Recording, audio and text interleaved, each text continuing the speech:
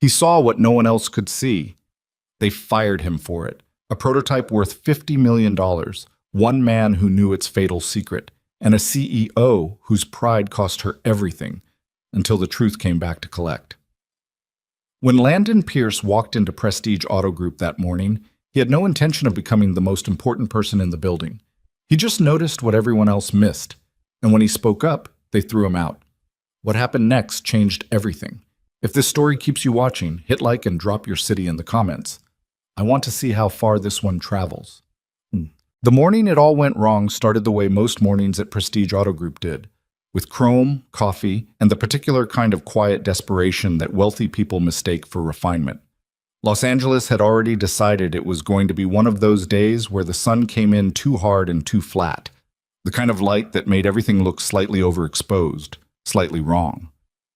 It was barely past 7 when Landon Pierce pulled into the employee lot in a 10-year-old Civic with a cracked side mirror and a parking sticker that had started to peel at one corner. He sat in the car for a moment after he killed the engine. Just sat there, looking at the building. Prestige Auto Group occupied a converted warehouse space in Brentwood that someone had spent an obscene amount of money making look like a European gallery. Floor-to-ceiling glass, polished concrete floors, accent lighting that hit the display vehicles at angles that made even an ordinary sedan look like a religious artifact. The kind of place where the air conditioning ran cold enough that the sales staff kept jackets at their stations, and where clients were offered espresso from a machine that cost more than most people's first cars. Landon had been working there for 2 years and 3 months. His title was Senior Technician, which sounded more important than it was. His actual day was filters and diagnostic runs, and occasionally convincing a client's vehicle to behave itself before a high-stakes service appointment. He was 34 years old, and he carried a notebook in his breast pocket. A small, battered composition book, the kind you found at drugstores, filled with numbers and diagrams in his small, precise handwriting. He was not impressive to look at. Medium height, unremarkable face, the kind of man who could stand in the middle of a crowded room and walk out without anyone noting he'd been there, which suited him perfectly. He got out of the Civic, tucked the notebook into his pocket, and walked toward the service entrance. The energy inside was different that morning. He could feel it before he even got through the door, a charge in the air, something pulled tight.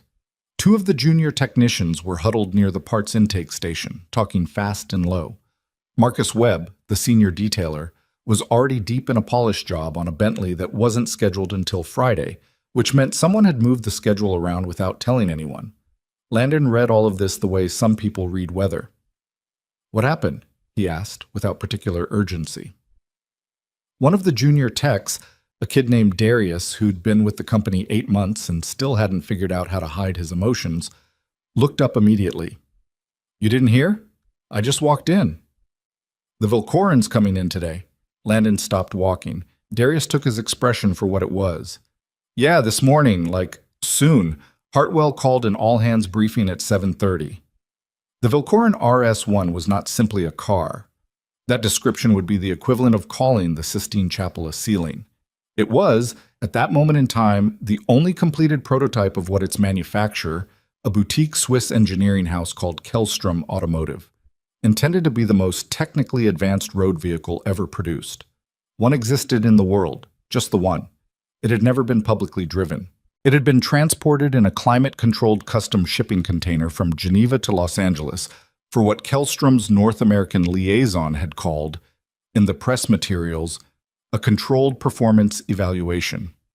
Prestige Auto Group had been awarded the service and inspection contract, a deal worth, according to the rumors Landon had heard, somewhere in the neighborhood of $300,000 over 5 years, with the possibility of becoming the exclusive West Coast maintenance center for all Kellstrom vehicles going forward. It was, by any measure, the most significant contract Prestige had ever landed, which was why Vivian Hart, the company's CEO, had been operating for the past 3 weeks at a frequency that made everyone around her slightly nervous. Landon walked to the briefing without looking at anyone.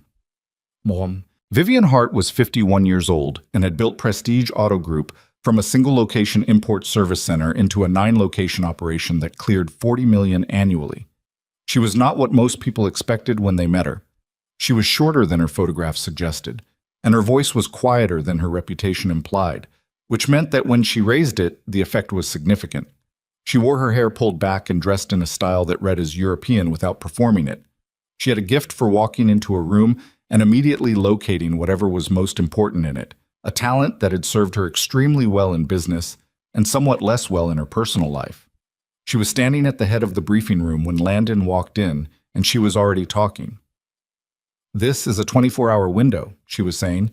"Kellstrom's technical representative, Mr. Gruber, arrives at 10. The vehicle arrives at 9. That gives us 1 hour with the car before anyone from the manufacturer is present, and I want that hour to be used for acclimatization, environmental stabilization, basic systems check, cosmetic inspection. Nothing invasive, nothing exploratory. We do not open anything, we do not run anything. We do not power the vehicle up without explicit sign-off from Gruber." She paused and looked around the room. "Does anyone have any questions about that?" No one had any questions about that. "Good. I want our A-team in the service bay. That's Holloway, Tran, and Chen on systems check. Landon, you'll be on cosmetic assessment, full exterior and interior inspection documentation." She looked at him briefly. "You're thorough. I need a clean record." Landon nodded once. "Our primary client for this evaluation is Damien Ashford," Vivian continued. "He's flying in from New York specifically to see this car. Ashford has been a client of ours for 11 years. He's already indicated interest in acquisition if the prototype moves toward production." She paused. "He's also the reason we have this contract at all. His personal recommendation to Kellstrom's board is the reason we're standing in this room. I don't have to explain to any of you what it would mean to have Damien Ashford publicly associated with a successful Kellstrom evaluation through our facility." She didn't explain it. She didn't have to. The briefing ended. People moved. The Velcorin RS-1 arrived at 9:14 in a black transport vehicle that looked more like a tech company's prototype carrier than anything associated with the automotive industry. It was accompanied by 2 men in dark clothing who didn't introduce themselves, and who stood near the vehicle with the specific kind of stillness that suggested they were paid to be hard to read. When the transport doors opened and the car emerged on its wheeled platform, the service bay went quiet in a way that Landon had never heard it go quiet before. Not the polished silence of professional restraint, but the real thing, the involuntary pause of people encountering something they weren't quite prepared for. The Velcorin RS-1 was extraordinary. That was the only word for it. It didn't look like other cars. It looked like the idea of a car. All surface tension and compressed intent, the bodywork flowing in ways that made the eye work to follow it. The color was a deep, complex charcoal that shifted toward blue in certain light, and the lines were both severe and organic in a way that seemed impossible until you were looking directly at it. It was 52 inches tall at its highest point, and it sat on the floor of the service bay like something that had decided to rest there, not something that had been parked. Landon's notebook came out of his pocket. He started at the front left quarter panel, working his way around the vehicle in a slow, methodical circuit. He documented everything, every surface, every gap, every line. He photographed the panel joints and the wheel housings and the undercarriage access points. He crouched down and looked at things from angles most people didn't think to use. It was during the third pass, working the right rear quadrant, that he stopped. He was looking at the engine access junction, a recessed panel point on the RS-1's rear architecture that connected the primary cooling circuit manifold to the secondary thermal management array. It was the kind of engineering detail that most people, even experienced technicians, would walk right past because it looked intentional. The gap at the seal was minimal, less than a millimeter probably. The housing alignment was off by a degree or two. The color of the gasket material at the edge was not quite right, a slightly different shade of dark that suggested either age or heat stress or something worse. He stood up slowly. He looked at it for a long moment. Then he walked to the intercom on the service bay wall and called upstairs. "This is Landon Pierce in Bay 1. I need to speak with Ms. Hart." The response came back after a moment. "Ms. Hart is in a client preparation meeting. Tell her it's about the Velcorin." A pause. Then, "One moment." Vivian Hart came down 4 minutes later. She came alone, which meant she'd taken the call seriously, and she was already wearing the expression that meant she was in a controlled state. Calm on the outside, calculating hard underneath. "What is it?" she said. It was not quite a question. Landon took her to the right rear quadrant without preamble. Here, he said. He crouched down and pointed. See this gap at the manifold seal? Vivian crouched beside him. She looked. That's within tolerance. It shouldn't have any gap, he said. Not there. The RS1's thermal management circuit runs under pressure during startup. This seal is the primary containment point for the secondary array's coolant loop. If there's even a partial failure at this junction when the system pressurizes, Landon, the failure cascade would hit the rear housing in under 4 seconds, he said. The RS1's rear housing is where the primary electronics bay is located. 60% of the car's control systems. Once that goes, you're not looking at a repair. You're looking at a total loss. Vivian was quiet for a moment. You're saying if we start this car, I'm saying if someone starts this car without addressing this, there's a significant risk of catastrophic failure. He paused. I don't use the word catastrophic loosely. Vivian stood up. She looked at the seal for another moment, and then she looked at Landon. This car was certified by Kellstrom's own engineering team 3 days ago, she said. I understand that. It passed a full inspection in Geneva. I know. And you're telling me that you, doing a cosmetic assessment, have identified a fault that Kellstrom's engineers missed. When she said it like that, Landon understood what was going to happen next. He could see it in the geometry of the situation. The room, the car, the timing, the money. He understood it the way you understand a road is about to turn before you see the curve. I'm telling you what I observed, he said. What you do with it is your decision. What happened next happened quickly, the way things do when pride and money are in the same room and running out of time.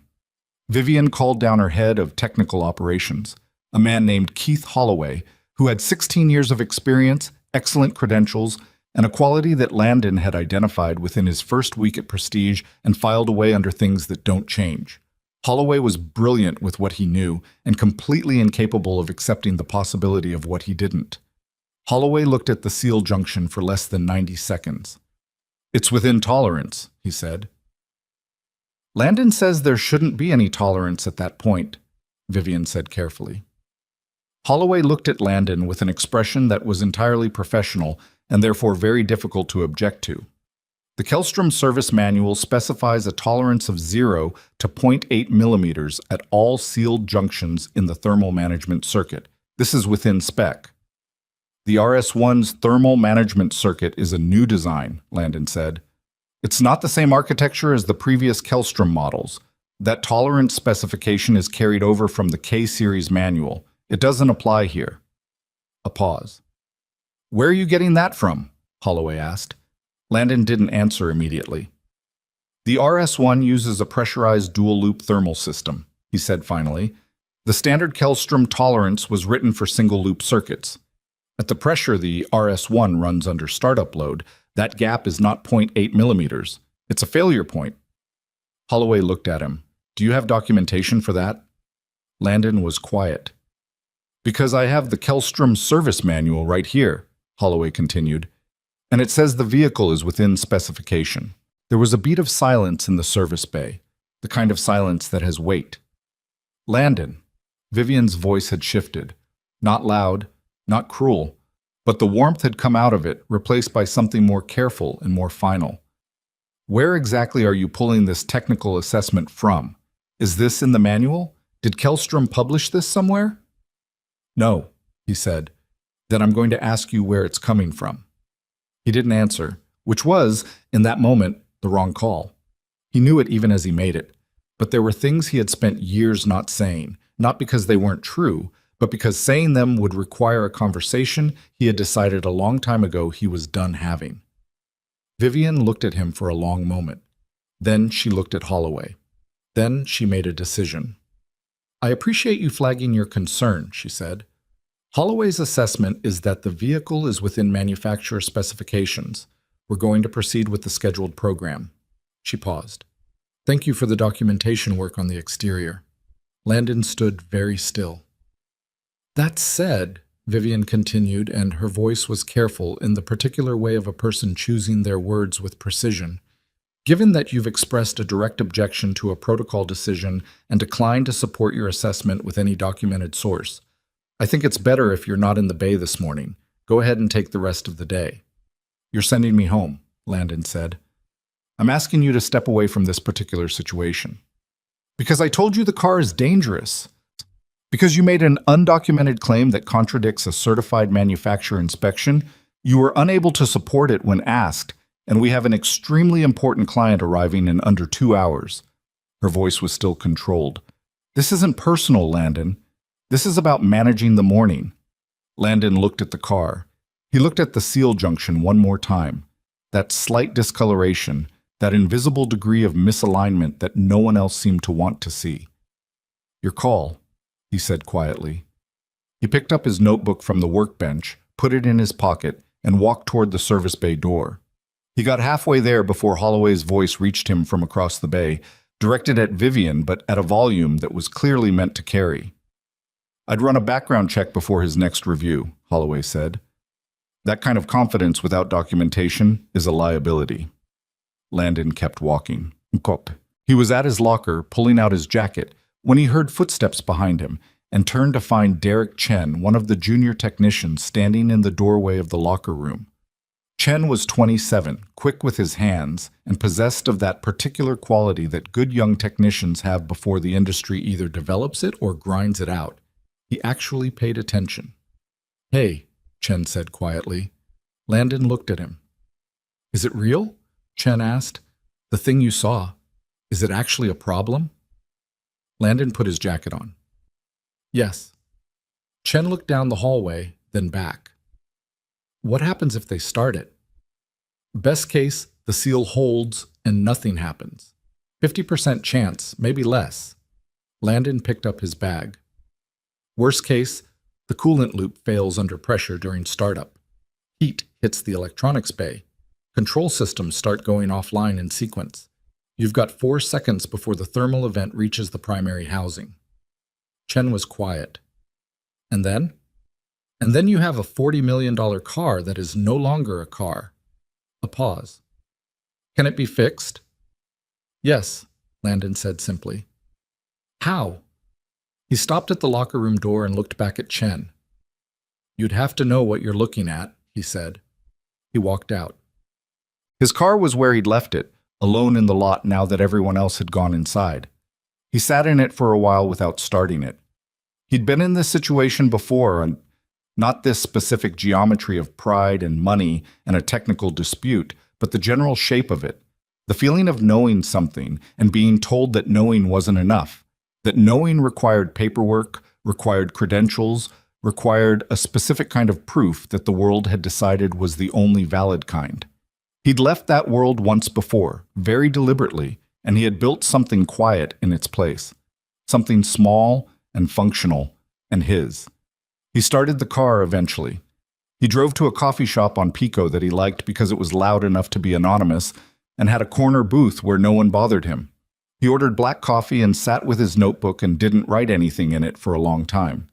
He just looked at the numbers already there, a page he'd written 3 weeks ago when the Velcorin RS1 assignment had first been announced, and he'd pulled up everything publicly available about the car's engineering specs. Not everything was public. Most wasn't. But enough was, if you knew how to read the gaps in the documentation, if you understood the architecture well enough to extrapolate from what was present to what was absent. He'd been thorough in his extrapolation. His phone buzzed twice while he sat there. He looked at the screen both times without answering. He ordered a second coffee. He was reading something on his phone, an engineering forum thread about thermal management systems and high-performance vehicles, when his phone buzzed a third time. This time it was a text from a number he didn't recognize. The message was 4 words. You were right. Call me. He looked at it for a long moment. He put the phone face down on the table. He finished reading the forum thread. Back at Prestige, the morning had continued on the schedule that Vivian had built for it. Damien Ashford arrived at 9:45 in a black Mercedes with 2 assistants and the quiet, practiced authority of someone who had spent 40 years being significant. He was 71 years old, with silver hair and the specific kind of physical presence that came not from size or force, but from the complete absence of any need to perform anything. He shook Vivian's hand, accepted the espresso, and walked directly to the service bay to look at the RS-1. Extraordinary, he said, standing 3 feet from the vehicle, his hands clasped behind his back. Kellstrom has exceeded every expectation, Vivian agreed. She was standing slightly behind and to his right, which was the correct position. Present, attentive, not intrusive. Ashford circled the car slowly. He looked at it the way some people look at art, not appraising it, not trying to own it with the gaze, but just receiving it. I understand the evaluation protocol is to proceed with a controlled startup this morning? That's correct. Mr. Gruber from Kellstrom is conducting the systems check now. We expect to begin the startup sequence within the hour. Ashford nodded. He stopped at the right rear quadrant and looked at it for a moment. Then he looked up. Where's your man? Vivian paused. I'm sorry? The one who was working the exterior inspection. I saw him when I arrived. He was crouched down, back here. Something in the way he was looking at it. Ashford continued looking at the vehicle. Where did he go? He stepped out for the morning, Vivian said carefully. Some scheduling adjustments? Ashford looked at her briefly. His expression didn't change. I see, he said. He didn't ask anything further, but he stood at the right rear quadrant for a moment longer, then seemed casual. Klaus Gruber arrived at 10:03. He was Kellstrom's North American liaison, a methodical Swiss engineer in his mid-50s who communicated with the kind of precise economy that suggested he'd been trained to say exactly what was necessary and no more. He greeted Vivian, greeted Ashford, conducted a brief conversation with Holloway about the morning's protocol, and then sat down to run his pre-startup systems review on his tablet. Holloway had scheduled an additional independent diagnostic at Vivian's request, a precaution that she'd added to the morning's program after Landon's objection, not because she thought he was right, but because she was thorough enough to want the coverage. The independent engineer she'd called was a woman named Parveen Solis, who operated a diagnostic consultancy out of Culver City and whose reputation in the import performance sector was, by any measure, excellent. Solis arrived at 10:15 with a portable scanner unit that she handled with the ease of long familiarity. She was introduced briefly, shown the vehicle, and left to work. She worked for 22 minutes. At 10:37, she came upstairs. The expression on her face, when she walked into the conference room where Vivian and Holloway were waiting with Gruber and Ashford, was the kind of expression that changes the air in a room before a word is spoken. It's the expression of someone who has found something they weren't looking for and isn't sure how to put it down. Ms. Hart, she said, I need to talk to you, privately. What Solis had found was, in its technical details, exactly what Landon had described: a fractional misalignment at the thermal management seal junction, an incorrect gasket specification that had been carried over during a late-stage design revision, and a gap that sat inside the standard Kellstrom tolerance parameters, while existing outside the RS-1 specific operational envelope. Under startup load, the pressurized dual-loop system would force the gap to approximately 2.4 millimeters within the first 2 seconds, at which point the seal would fail and the coolant loop would begin venting into the electronics housing. Solis laid this out in the conference room in flat, precise language. There was a silence afterward of the specific kind that happens when everyone in a room understands simultaneously that something significant has just changed. Gruber's face, over the course of Solis's explanation, had gone through several iterations. By the end, it had settled into something controlled and very still. This should have been caught in Geneva, he said quietly, to no one in particular. Holloway said nothing. Ashford, who had been sitting at the far end of the table with his hands flat on the surface, looked at Vivian for a long moment. His expression was entirely unreadable. Vivian looked at the table, just for a moment, just the length of a breath. Then she looked up. Thank you, Ms. Solis, she said. Her voice was steady. Can you assess whether the fault is repairable on site? Solis hesitated. Theoretically, yes, but the repair process for this junction, especially with the RS-1's architecture, would require someone with very specific knowledge of the system. The standard Kellstrom service protocol doesn't cover this point. There's no documented procedure. Meaning we'd need to go back to Kellstrom, Gruber said. Yes. In Geneva. Vivian looked at the table again. The numbers were easy enough to do. Shipping the vehicle back to Geneva, waiting for the repair, returning it for evaluation, they were looking at a delay of weeks, minimum. The contract terms had a delivery clause. Ashford's availability was finite. The window was closing in real time. Her phone was on the table in front of her. She picked it up. She went to her contacts. She found Landon Pierce. Well, his phone buzzed on the coffee shop table, face down. He turned it over, looked at the screen. He let it ring twice before he answered. Pierce. Landon. Her voice was the controlled one, the one with the calculation in it, but this time working something different than before. I need you to come back. Silence on his end. Solus confirmed everything you described, Vivian said. The seal, the pressure dynamics, the failure mode, all of it.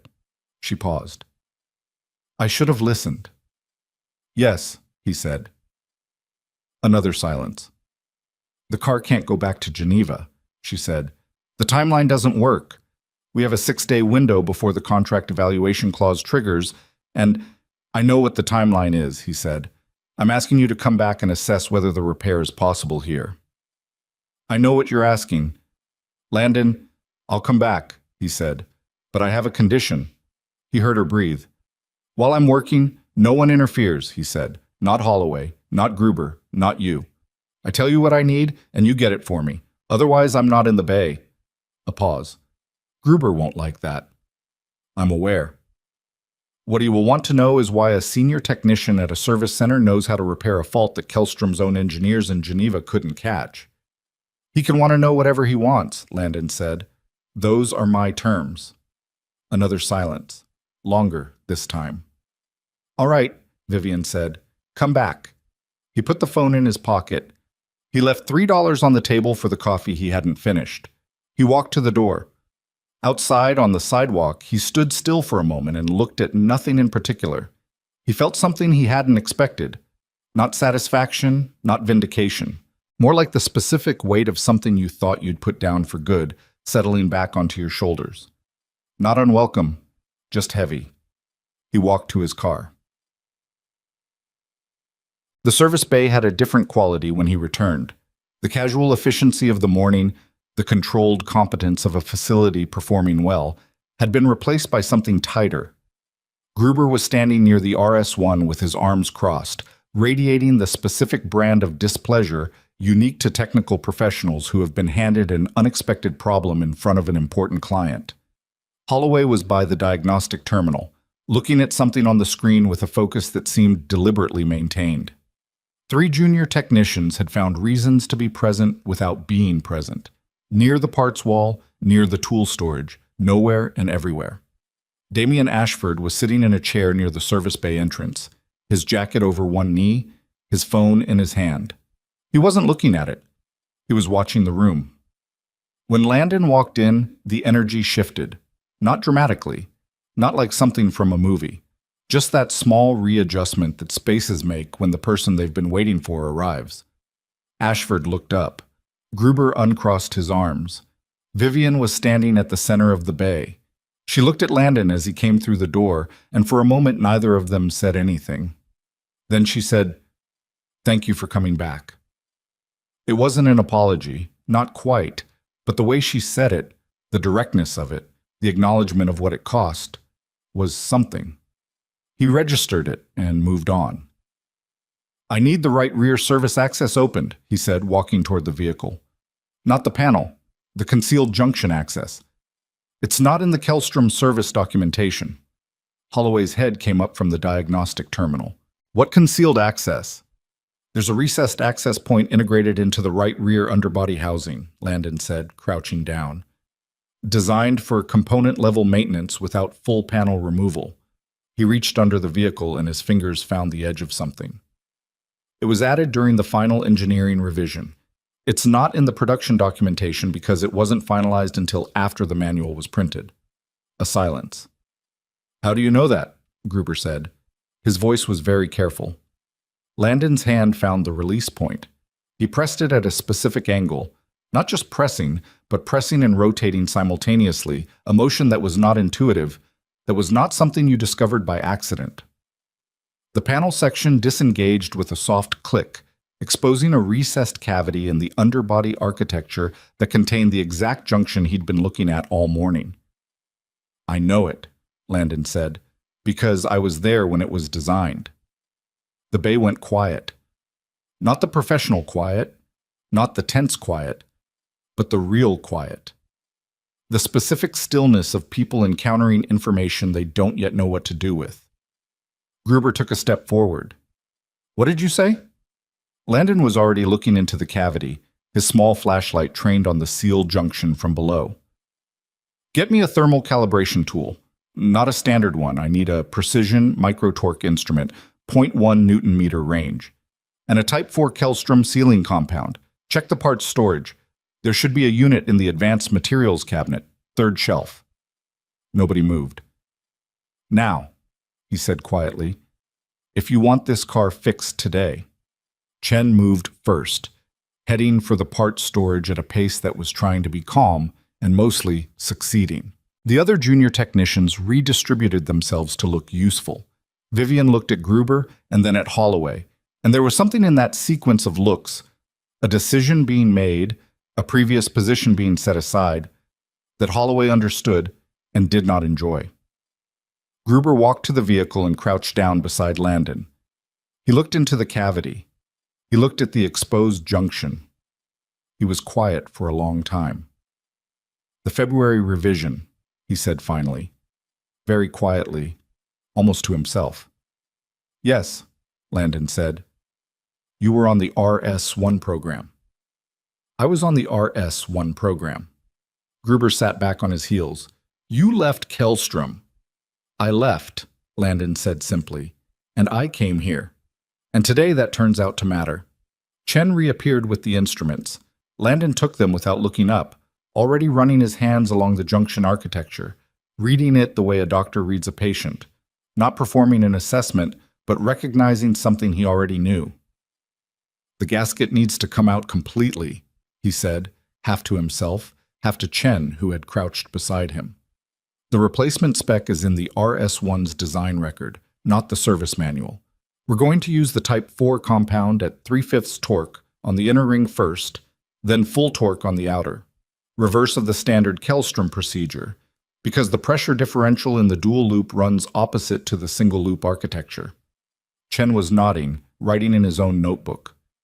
"If we do it in standard order," Landon continued, "the compound seat's wrong, and we get the same failure point. So the repair itself, done incorrectly, recreates the problem," Chen said. "Exactly." From across the bay, Ashford's voice reached them, quiet, unhurried. "How long will it take?" Landon looked up briefly. 3 hours. "Nothing surprises me." Ashford looked at him for a moment. "All right," he said simply. He settled back in his chair, crossed his legs, and picked up his phone. Landon went back to work. The next 3 hours were the closest thing to peace Landon had felt in a long time. That's not the obvious way to describe it.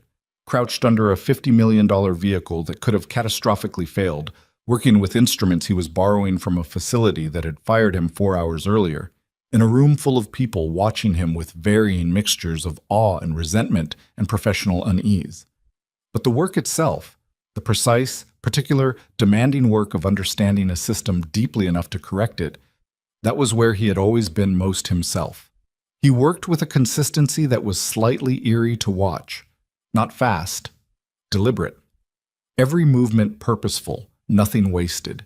He asked for things before he needed them, which meant Chen quickly learned to anticipate, which meant they found a working rhythm without discussing it. He explained nothing to Gruber when Gruber came to hover.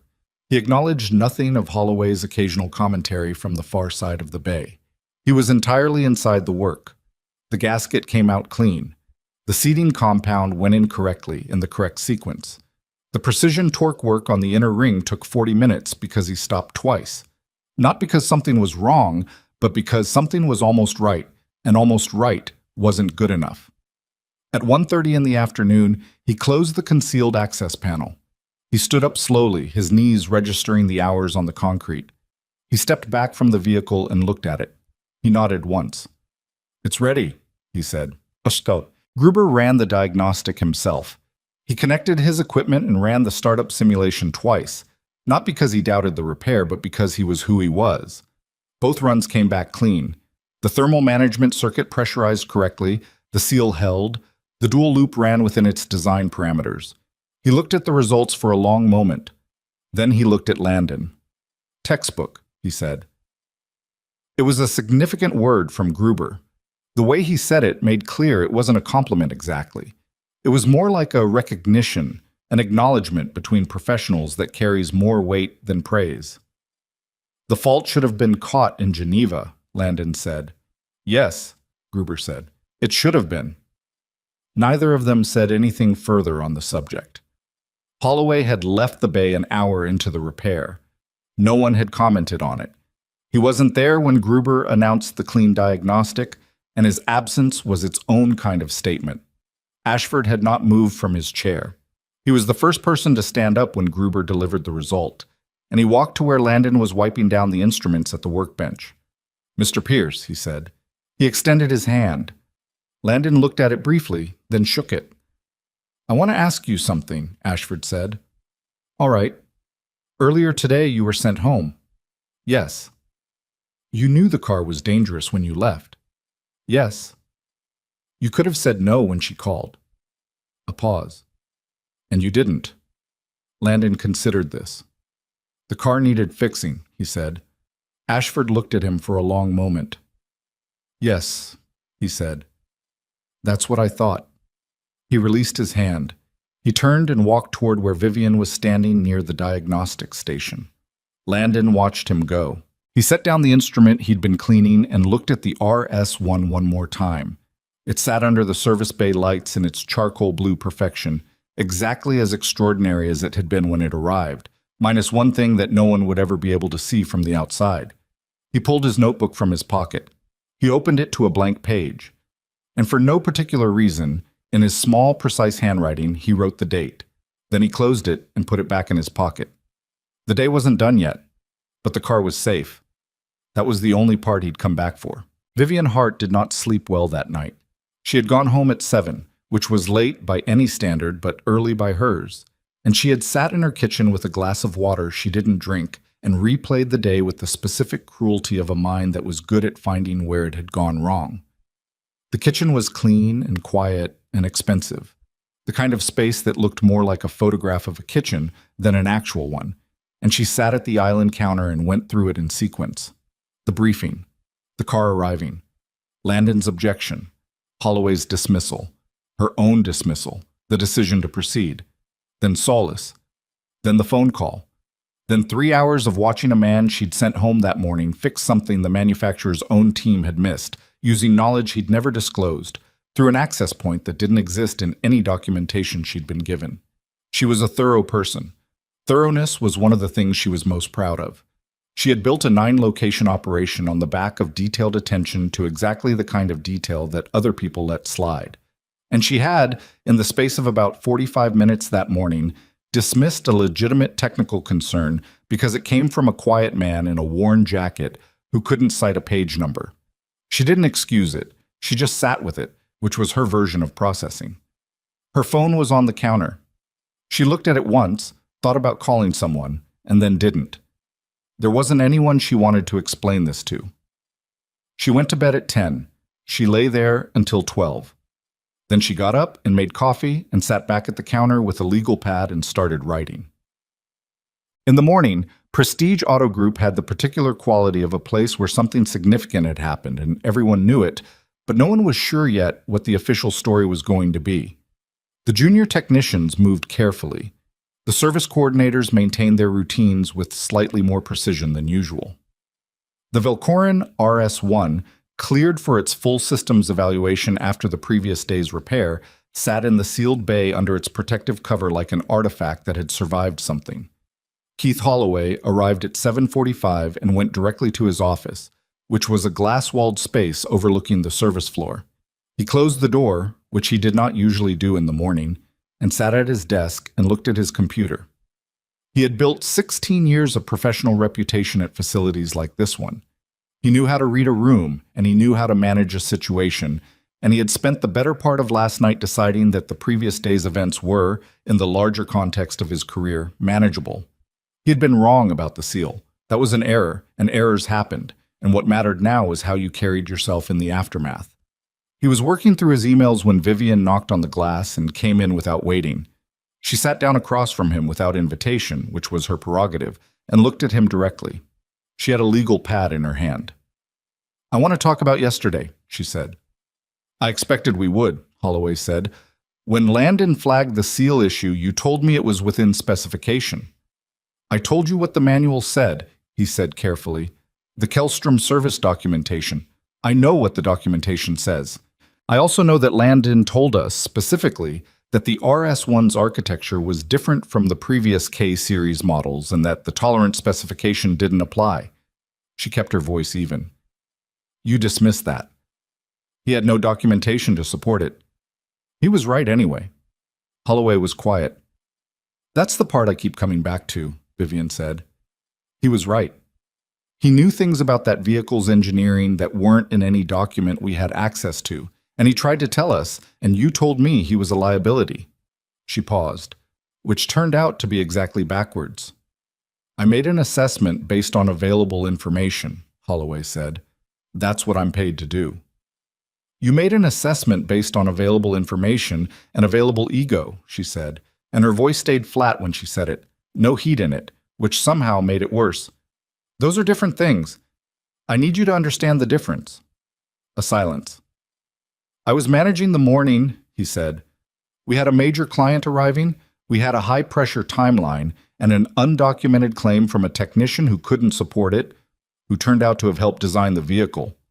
Another silence. Longer. "I didn't know that," Holloway said. "None of us knew that.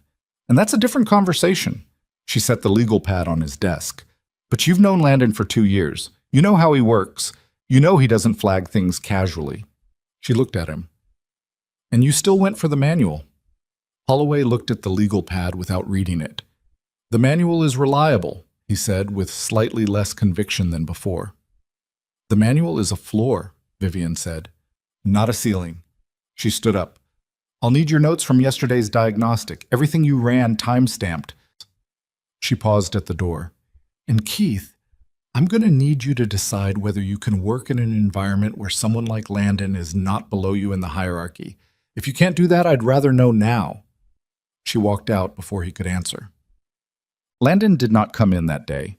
He had not been asked to, and he had not offered. He was at home, which was a one-bedroom apartment in Culver City that suited him the way his Civic suited him. Functional, unadorned, containing exactly what was needed and nothing else. He had a workbench along one wall covered in what would have appeared, to a casual observer, as the organized debris of several different projects: circuit testing equipment, a partially disassembled fuel injector, calibration tools in their foam-lined cases.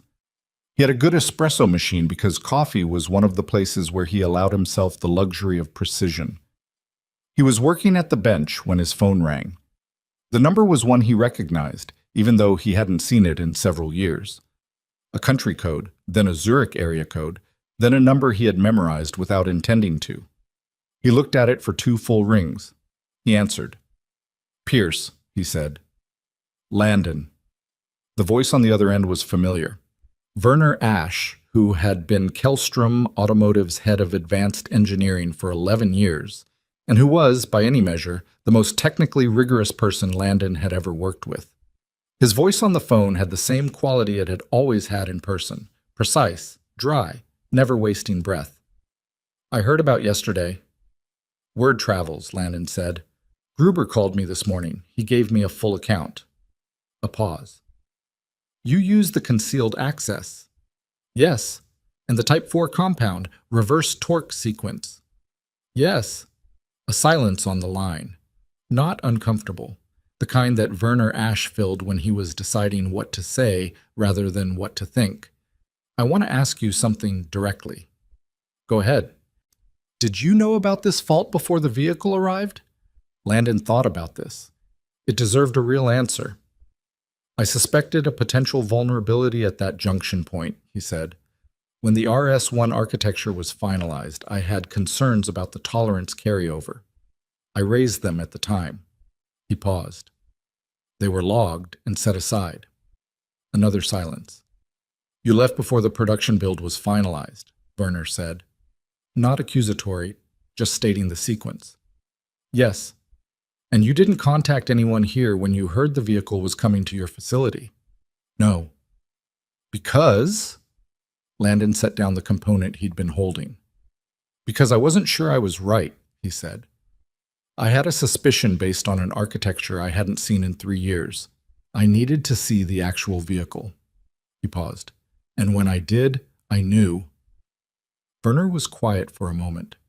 The fault was in the production build because the tolerance issue you raised was reviewed by the assembly team and classified as within acceptable parameters. Another pause. They were wrong. I know. It was an expensive mistake. It would have been a more expensive one, Landon said. Werner made a sound that might have been acknowledgement or something close to it. I'm not going to pretend this isn't complicated, he said. You left the program, you've been working under a different context for 3 years, and now you've repaired a fault in our flagship vehicle using knowledge that isn't documented anywhere outside Kellstrom's internal records. The knowledge is in my head, Landon said. I can't undocument it. No. A pause. What are you going to do now? I don't know yet, Landon said honestly. Will you stay at Prestige? I don't know that either. Werner was quiet. Then, the board is going to want to know who you are. They're going to want to understand how this happened. I imagine they will. Are you prepared for that conversation? Landon looked at the workbench in front of him, the calibration tools in their cases, the notebook that was sitting on the corner, slightly open. When it becomes necessary, he said, yes. Werner said something else, briefly, that he would reach out again, that there were things to discuss about the vehicle's certification status. Landon listened, responded where it was warranted, and when the call ended, he held the phone in his hand for a moment. Then he set it down and went back to work. The thing about a facility like Prestige Auto Group is that its internal information traveled faster than its official communications. By the time Vivian had finished her conversation with Holloway and made her way through her morning, the rough shape of the previous day's events had distributed itself through the company with the organic efficiency of anything that people are genuinely curious about. What had happened in Bay 1 was not a secret. There were 8 people who had been present at various points, and people talk, and by noon the version that had settled into the company's general understanding was close enough to accurate. Landon Pierce had noticed something wrong with the most valuable car in the building, had been dismissed, had been correct, had come back and fixed it. There was a simplicity to that narrative that made it stick. People like a story they can hold in one hand. What didn't circulate as easily was the other part, the part about Kellstrom, about Werner Ash, about a program that Landon had left quietly and never discussed. That part was more complicated and had fewer witnesses and required a context that most of the people at Prestige didn't have. Derek Chen had some of it. He was at the bench in Bay 2 the following morning when Landon walked back in. Not at Vivian's explicit request, not yet, but because there was a scheduled maintenance appointment on a Porsche 911 that had Landon's name on it, and Landon was, whatever else had happened, still on the schedule. Chen looked up when he came in. There was a brief moment where neither of them said anything, and then Chen said, "Hey," with the slightly compressed quality of someone who had several things to say and was choosing between them. "Hey," Landon said. He went to the tool station and started pulling what he needed for the Porsche. "I looked it up," Chen said. Landon glanced at him. "What did you look up?" "Kellstrom's RS1 program, whatever's publicly available." Chen set down what he was working on. "The engineering team that worked on the initial concept phase. I found a published paper in a Swiss automotive engineering journal about the dual-loop thermal management concept. It had a list of contributors." He paused. L. Pierce was the 4th name. Landon said nothing. "That's 4 years ago," Chen said. "The RS1 development timeline started 4.5 years ago. You left Kellstrom about a year into the program." "Something like that," Landon said. "Why?" Chen asked. Not aggressively, genuinely. He was 27, and he had the quality of a person who asked real questions and meant them. Landon considered not answering. It would have been easy. He was good at not answering, had built a particular architecture of silence around certain topics over the past few years. But Chen had crouched beside him under that vehicle yesterday and taken notes without being asked and kept up and hadn't made it about himself. The program direction changed, Landon said finally. He kept pulling tools. There was a period where the engineering priorities shifted toward commercial timelines. A lot of decisions got made fast, to hit production deadlines. I had concerns about some of them. He paused. Concerns that were logged and set aside. The tolerance issue. Among others. Chen was quiet. So you left. I left. And came here. And came here, Landon said. He looked at the Porsche he was about to work on. I like working on cars, he said simply. I like the actual work. The program had stopped being about the work. Chen nodded slowly, processing this. And now everyone knows. Gruber knows. Vivian knows. Werner Ash apparently knows. He looked at Chen. Damien Ashford probably knows. So yes, now everyone knows. How do you feel about that? Landon thought about it. I feel like the car is fixed, he said. The rest is noise. Chen almost smiled. That's either very healthy or very avoidant. Probably both, Landon said, and picked up his wrench. Damien Ashford had not left Los Angeles. This was, in itself, a statement. He was a man whose time was organized around a specific kind of efficiency. He went where he needed to go and came back when he was done and did not linger in intermediate spaces. The fact that he was still here, occupying a suite at a hotel in Santa Monica and conducting calls with the detached precision of someone who had cleared their calendar to watch something unfold, was not accidental. He called Vivian at 2 p.m. Have dinner with me, he said. Not a request exactly, but the kind of phrasing that left room for refusal without making it awkward. Tonight, I'd like to talk. She agreed. They met at a restaurant in Brentwood that Ashford had selected. Not flashy, not a place trying to be noticed, just somewhere with good food and enough ambient noise to have a real conversation without conducting it for an audience. He was already there when she arrived, which she'd expected, and he stood when she approached the table, which she hadn't quite expected, and they ordered quickly and then sat with their drinks in the way of two people who had things to say and were deciding where to start. Tell me about him, Ashford said. Vivian looked at her glass. What do you want to know? Whatever explains yesterday. She told him what she knew. The 2 years, the consistent performance, the quiet quality that she now understood she had registered without quite naming. She told him about the morning, including her own role in it, without softening her part. She was direct about that. I dismissed him, she said. He couldn't cite a source, and I dismissed him. Why? Because I was managing a crisis and he was inconvenient, she said. And because Holloway confirmed what I wanted to hear. Ashford nodded, not approvingly, just noting it. And Holloway, what happens to him? That's an ongoing conversation, she said carefully. He should be stripped of operational authority, Ashford said with the flat certainty of someone used to making these assessments. Not fired, necessarily. He knows things. But he cost your facility a significant risk yesterday, and the only reason it didn't become catastrophic was luck and one man who got sent home before the damage could be done. Vivian was quiet for a moment. I'm aware of that. Good. Ashford picked up his fork and then set it back down. I've been in business for 40 years, he said. I've watched more companies than I can count fail at exactly this problem. Not market problems, not financial problems, human architecture problems. The people at the top of the information chain, the ones who control what gets heard and what gets filtered, they determine everything. He paused. Holloway is a filter. He filtered out the one signal yesterday that mattered. You cannot build a facility worth trusting with that kind of filter in place. I understand. I don't think you've fully decided what to do yet, he said. Not unkind, just accurate. She looked at him. No, she admitted. Not fully. He nodded. Tell me this. Do you know what you have in him? In Pierce? Vivian was quiet for a moment. I know more than I did 2 days ago, she said. I know he helped develop the RS-1's core engineering concept. I know he left the program over concerns that turned out to be correct. I know he's been working at my facility for over 2 years, and I never thought to ask why someone with his background was doing what he was doing. Why didn't you? She thought about this honestly. Because he didn't seem like anyone important, she said. He drove an old car and he wore the same jacket every day and he never pushed for anything. He just did the work. Ashford looked at her. And what does that tell you? She picked up her glass.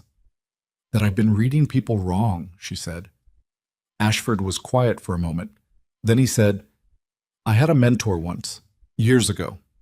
He told me that the most dangerous assumption in any organization is the assumption that people's value is legible, that if someone had something significant to contribute, it would be visible on the surface.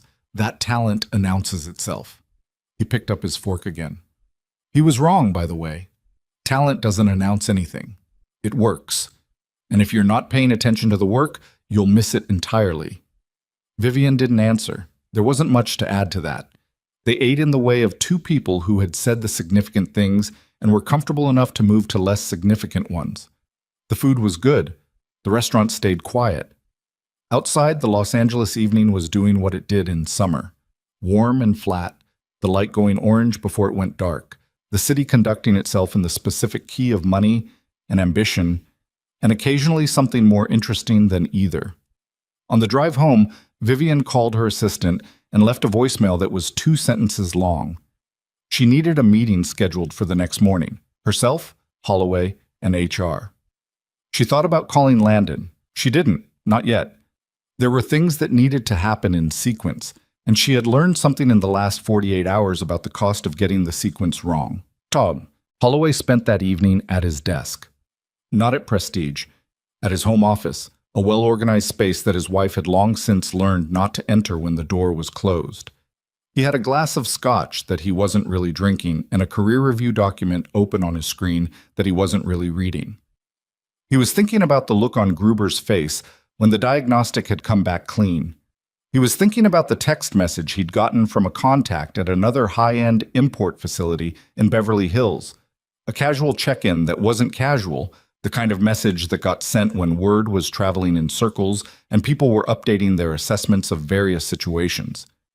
He was thinking about 16 years. He was not without self-awareness.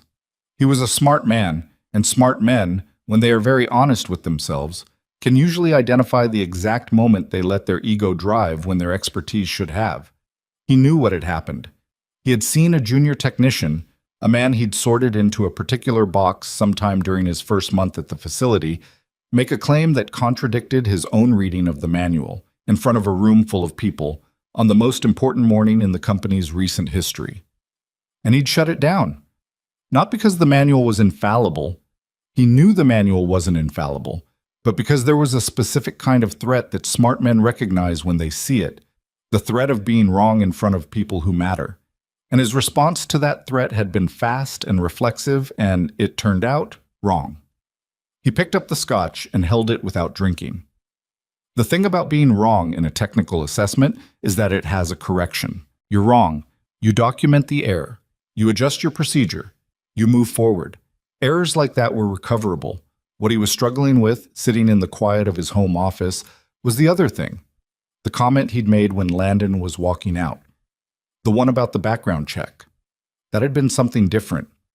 That had been small, in the specific way that cruelty can be small, and he knew it, and knowing it was a different kind of weight than a technical error. He closed the career review document without reading it. He opened his email. He typed Landon's address into a new message, and then sat there for a while without writing anything. Then he wrote, I owe you a direct conversation. He looked at it for a moment, then he added, at your convenience. He read it once and deleted the whole thing. He tried again. This time he wrote, I handled yesterday wrong. He read it. He kept it. He sent it before he could change his mind. Then he closed his laptop and took the scotch to the kitchen and poured most of it down the drain, which he hadn't intended to do, but which felt, in some oblique way, right. The next morning, the full picture began to take shape. Gruber had been in communication with Kellstrom's board. The certification issue was significant, not just for the RS1's timeline, but for the program's internal review process, which had now been implicated in a failure that a technician at a third-party facility had caught during a routine cosmetic inspection. The board wanted answers. The answers were going to require a formal review. The formal review was going to require Landon's involvement, at least as a source. Gruber called Vivian at 8:15. "The board wants a formal account," he said. "Mr. Pierce's identification of the fault, his repair methodology, his background with the program, all of it. It needs to be documented." "I understand," Vivian said. "There will also be a question about the relationship between Prestige and Kellstrom going forward," Gruber said.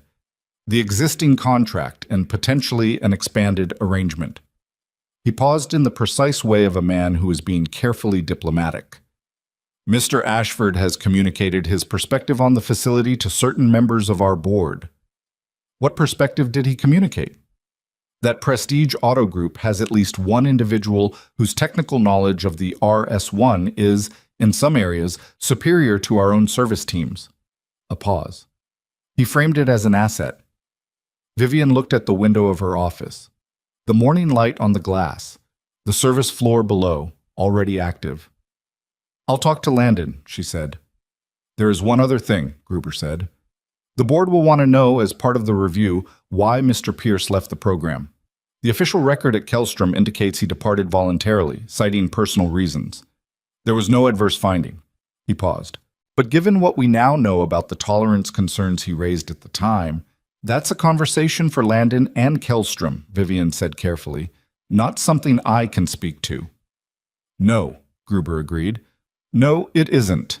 He paused. "But you should know that Werner Ash has already requested that the concern logs from Mr. Pierce's tenure be pulled from archive. Whatever was logged and set aside, it's being looked at now." Vivian said nothing. 3 years late," Gruber said, with a flatness that contained its own commentary. After the call ended, she sat at her desk and wrote 2 names on her legal pad. The first was Holloway. The second was Landon. She drew a line under Landon's name. Then she thought for a moment and drew a line under the whole page. She picked up the phone. Landon was in Bay 3 when her call came in. He was mid-procedure on the Porsche, had been for 2 hours, a brake caliper replacement that had turned into a full inspection of the rear suspension geometry because something had felt wrong when he'd first moved the car, and he'd been right. There was a bushing issue that the previous service hadn't caught. He had grease on his hands and his notebook open on the bench beside him. He answered the call on speaker so he could keep his hands where they were. "I need to meet with you," Vivian said. "I know," he said. A pause. "Today, if possible." "I'm in Bay 3 until about 3. 3:30, my office." "All right, he said. He put the phone back in his pocket and went back to the bushing. Below him, the Porsche sat on the lift with its secret revealed. A $30,000 car with a $15 rubber component doing what a failing component does, quietly compromising everything that depended on it, while the owner drove it around thinking everything was fine. He had found it because he'd felt something wrong when he moved the car. Not seen, not diagnosed, felt. That was the thing most people didn't understand about the work. The instruments confirmed what you already suspected. The suspicion came from somewhere that wasn't in any manual. Chen appeared at the bay door around noon with 2 paper cups of coffee. He set one near Landon's notebook without comment and went back to his own work. Landon picked it up eventually and drank it cold because he'd forgotten it was there. At 2:50, he washed his hands, changed his shirt in the locker room. He kept a clean one in his locker because it was practical, and walked upstairs. He knocked on Vivian's office door. "Come in," she said. He came in. She was at her desk with the legal pad in front of her, and she looked like someone who had not gotten quite enough sleep and was operating on the clarity that sometimes comes from that. She gestured at the chair across from her. He sat. "Gruber called this morning," she said. "Kellstrom's board wants a formal account. Your identification of the fault, the repair methodology, your history with the program. Werner told me they'd want that." "You've already talked to Werner Ash. He called me yesterday." She nodded. She wrote something on the pad that he couldn't read from where he was sitting. There's also the question of the contract, she said. Gruber indicated the board is considering an expanded arrangement. The fault and its repair have changed their assessment of what this facility is capable of. She looked up at him. What you're capable of, specifically. Landon looked at the edge of her desk. What are you asking me? I'm asking you where you see yourself in this, she said. Because right now, Kellstrom wants your technical knowledge. Ashford wants you associated with this facility, and I want to know what you actually want. He was quiet for a moment. I want to do the work, he said. That's the only part that's ever been uncomplicated. The work at what level, she said. Because you've been doing work that's substantially below what you're apparently capable of. And I'm partly responsible for that because I never asked the right questions. But you're also partly responsible because you never said. He didn't dispute this. I came here to be left alone, he said, to work on cars without a program around it, without the politics, without... He stopped. Without what happened at Kellstrom, she said. Yes. She looked at him directly. Is that still what you want? He looked at the window. The morning was gone now. Late afternoon Los Angeles light coming in flat and honest. I don't know, he said. The last 2 days changed the geometry of it. Because people know. Because people know, he confirmed. I need to ask you something about that, she said. And I want you to know I'm asking it as something I should have asked 2 years ago, not as anything else. She put the pen down. Why did you come here? You had Kellstrom on your record, not publicly, but the work was there. Werner's team knew who you were. You had the credentials for a principal role at any technical operation in the country. She paused. Why did you come here and take a senior technician title? He looked at her for a long moment. Because I needed somewhere to think, he said. Not about the work. The work has always been clear, about everything else. The program at Kellstrom was... He paused, choosing the word carefully. It was a machine that processed people's contributions and produced outcomes that weren't always related to those contributions.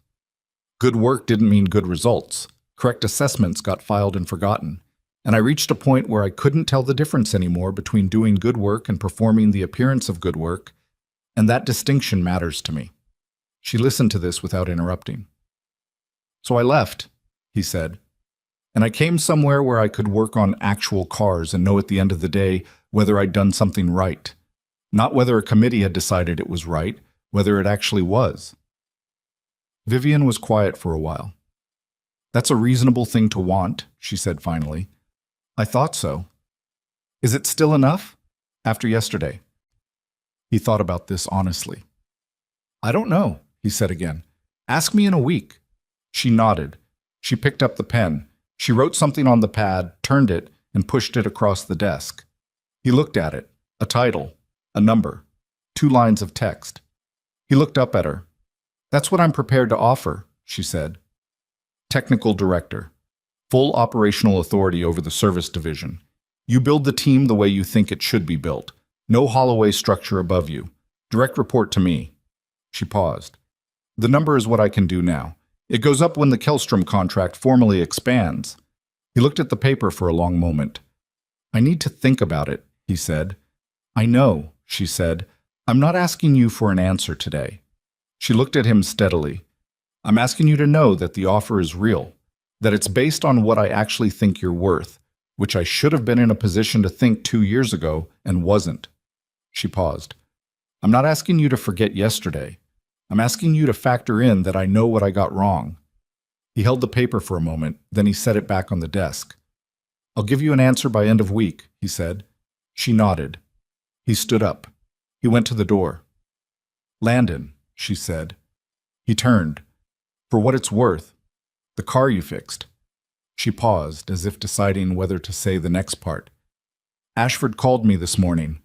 He's going to move forward with acquisition discussions when the RS-1 goes to production. He said... She stopped. What did he say? Landon asked. He said he makes decisions based on what he observes, she said. And what he observed in that service bay was the most competent piece of technical work he'd seen in 15 years of automotive investment. She looked at him carefully. He wanted me to know that. I don't know if he wanted me to tell you. Landon was quiet for a beat. "He wanted you to tell me," he said. Something that wasn't quite a smile moved across her face. "Yes," she said. "I think so." He nodded once and walked out. In the hallway, he stood still for a moment. The building ran around him. Phones, footsteps, the distant sound of a lift moving in the service bay. The ordinary machinery of a place doing its work. He put his hand in his pocket and felt the notebook there, its familiar worn corners. He had come here to be left alone. That was still true. It was also less simple than it had been 3 days ago, and he was honest enough to know that simple wasn't the same as good, and that sometimes what you were hiding from was the thing you were actually supposed to be doing. He walked down the hall, went back to Bay 3. The Porsche was still on the lift. He finished the job. The end of the week came faster than Landon had expected, which was unusual. Time had a specific quality in the kind of work he did. It moved in relation to problems, not clocks, and a week that contained real problems passed quickly while a week of routine stretched. This one had been neither routine nor one problem. It had been several things happening at different depths simultaneously, which was its own kind of disorienting. He had gone home Thursday evening and sat at his workbench without working on anything, just sat there. He had his notebook open to a blank page and a pen in his hand, and he wrote nothing for 40 minutes, which was not something he did. He was not a person given to extended internal deliberation. He tended to know what he thought and act on it. But this was a different category of decision, and he was honest enough to recognize why.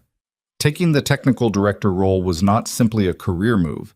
It was a statement about what he was willing to be visible as, which was a thing he had spent 3 years very carefully not being. The work at Prestige had suited him precisely because no one expected anything from him that he wasn't already doing. He came in, he fixed things that needed fixing, he went home. There was a cleanliness to that. A room with defined walls. What Vivian was offering him was a room with no ceiling. He wrote one thing on the page eventually, a single line in his small, precise handwriting. The car needed fixing. He looked at it for a while. Then underneath it, he wrote, "So does the rest of it." He closed the notebook and went to bed. He called Vivian Friday morning at 7:50, before the official workday started, because he'd found that the conversations you had before a building was fully operational had a different quality, less performed, more direct. She answered on the second ring. "Pierce?" "I'll take the role," he said. A pause. Not surprise. More like the sound of something settling.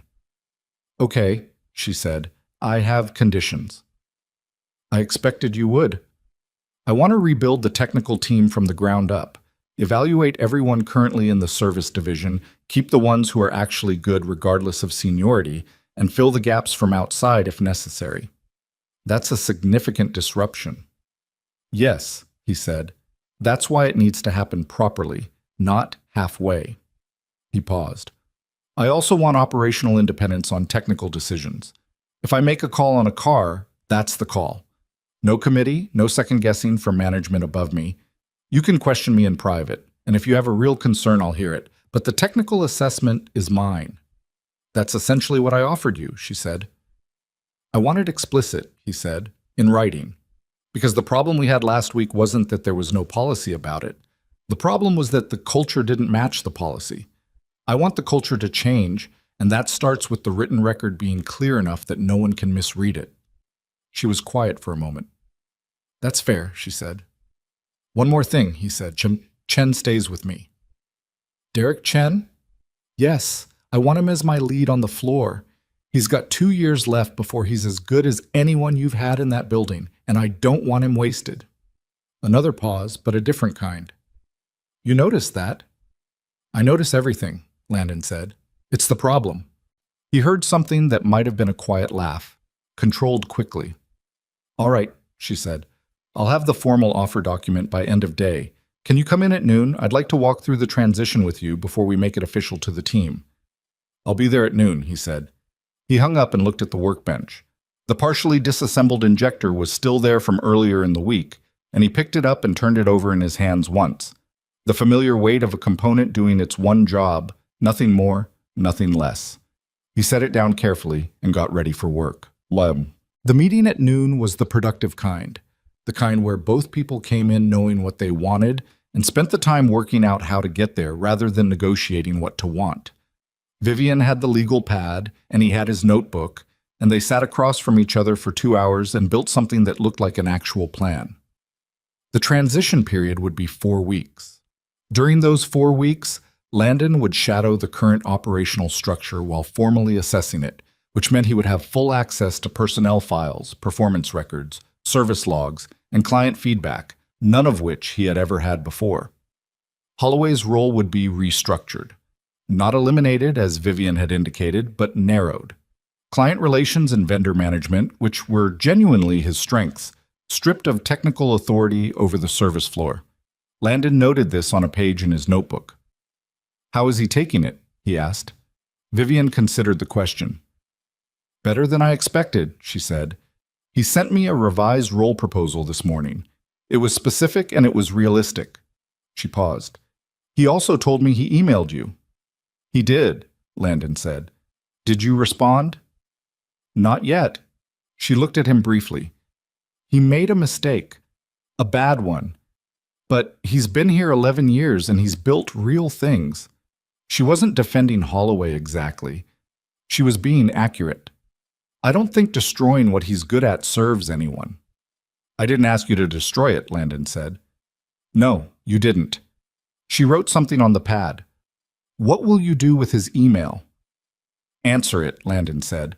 "When I have something worth saying." She nodded. She moved on to the next item. By the time they finished, it was close to 2:30. Outside the office window, the service floor was running its afternoon rotation, vehicles in and out, the orchestrated motion of a facility doing the work it was built to do. Landon watched it for a moment while Vivian organized her notes. "There's something I haven't mentioned," she said. He looked back at her. "Gruber called again this morning. Kellstrom's board has formally requested your participation in the certification review for the RS1 program." She put her pen down. "Not as a technical consultant, as a named reviewer. They want your assessment of the tolerance documentation, the fault history, and the repair procedure on record as part of the program's official file." Landon was quiet. "They're also going to be asked, as part of the internal review, about the concerns you logged before you left," she said. "Werner Ash has apparently been very clear with the board that those logs exist and that they're material to the certification question." "Werner has a strong sense of institutional accountability," Landon said. "Is that a compliment?" "Mostly." She looked at him carefully.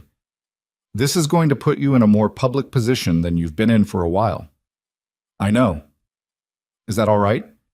He thought about the notebook page. "The car needed fixing, so does the rest of it."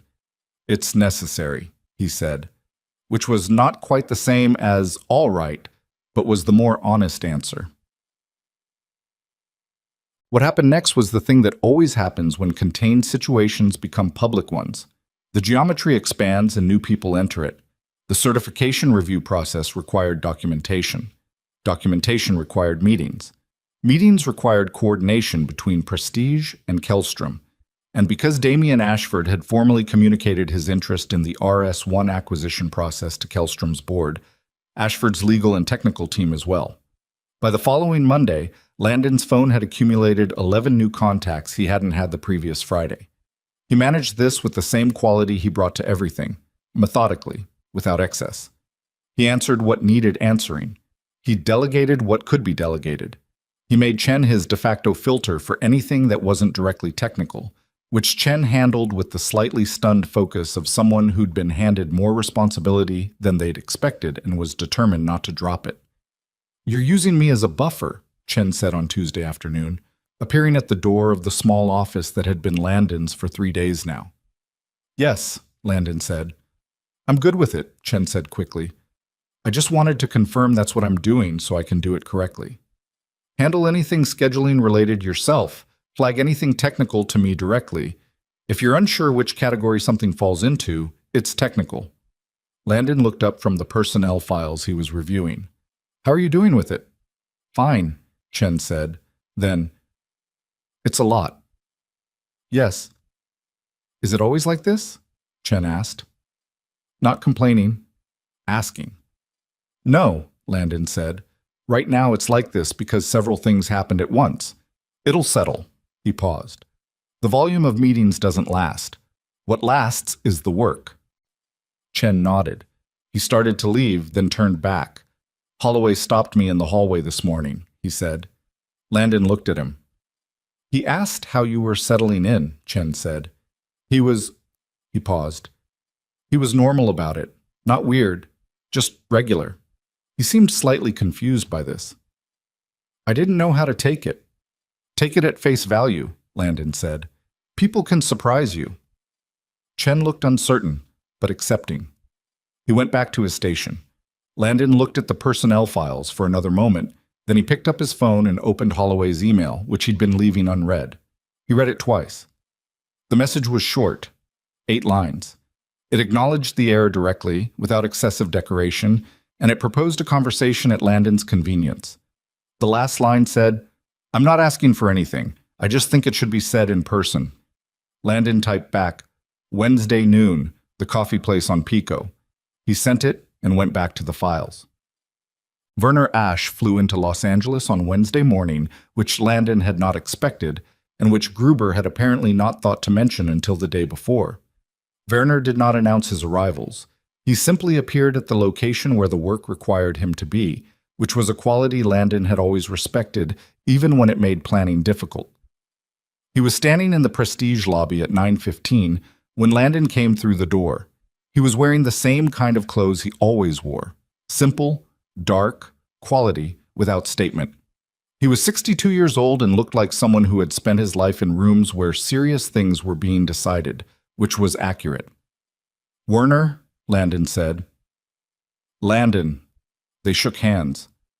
Werner looked at him steadily for a moment, the way he always had, evaluating, but not in a way that felt like judgment, more like calibration. You look the same. 3 years, Landon said. Yes. Werner looked around the lobby, the chrome, the display vehicles, the expensive lighting. This is where you went. This is where I went. Werner nodded slowly. He didn't say what he thought about it, which was also typical. I need 2 hours with you, separate from the formal review process. That's tomorrow with Gruber. I want to talk through the technical record before we're in a room with lawyers. I'm meeting someone at noon, Landon said. I know. Chen told me you had a noon appointment. I'll take the morning. Werner gestured at the lobby. Is there somewhere we can work? Vivian, who had appeared in the background with the quiet efficiency she deployed in high-stakes situations, stepped forward. Conference room on 3, she said. I'll have it cleared. Werner looked at her. Ms. Hart. He extended his hand. Klaus speaks highly of your facility. Klaus was generous, she said, shaking it. She looked at Landon briefly with an expression that communicated several things. That she was noting this development, that she was not going to insert herself into it, and that they would talk later. She showed them to the conference room and left without asking to stay. The 2 hours with Werner were the most technically dense conversation Landon had had since leaving Kellstrom, and they were in some ways the most necessary. Werner had the archive logs. He'd printed them, an inch-thick stack of paper that he laid on the conference table with the deliberate care of someone who understood what it represented. Landon's concerned filings from his last 14 months on the RS-1 program. 8 separate entries ranging from a 2-line notation in a routine review to a 4-page technical argument that he'd submitted in month 11 and which had been reviewed, responded to, and formally closed as below threshold within 6 days. Landon looked at the stack. The board has read all of these, Werner said, as of last Friday. How did they respond? With the specific kind of discomfort that institutions feel when the record is clear and the outcome is bad. Werner sat down across from him. The good news is that Kellstrom's board is serious about this. They're not trying to bury it. The bad news is that being serious about it requires them to be honest about what the review process failed to catch, and that has implications for several people above both of us. That's not my concern, Landon said. No, but it will involve you. The board wants your participation specifically because your record is the most documented instance of the correct technical assessment being made and not acted upon. Werner looked at him. You are, essentially, the proof that the system failed. Landon looked at the stack of papers. 3 years ago, he had written those pages in the particular frustration of a person who knew something true and was watching it be systematically ignored. He hadn't been angry about it. Anger was the wrong response to institutional inertia. He'd been precise, clear. And then, when it became clear that precision wasn't going to change the outcome, he'd left. "What does the board want from me specifically?" he asked. "Your technical review of the fault and its relationship to the concerns you logged," Werner said. "A formal account of the repair methodology. And," he paused, "they would like to discuss the possibility of a consulting arrangement, Kellstrom to Prestige, structured around the RS1 certification and ongoing service program." Landon looked at him. "You would remain at Prestige," Werner said quickly. "Nothing like that, but a formal technical relationship. Kellstrom acknowledges Prestige as the authorized RS1 service center. Landon Pierce is designated as the technical authority for RS1 maintenance in North America." He paused. "It formalizes what already exists." "What already exists," Landon said carefully, "is that I fixed one car. You fixed it because you know it better than anyone currently employed by its manufacturer." Werner was matter-of-fact about this. That's not a comfortable sentence for the board to accept, but they're accepting it because they don't have the option of not accepting it. He looked at Landon steadily.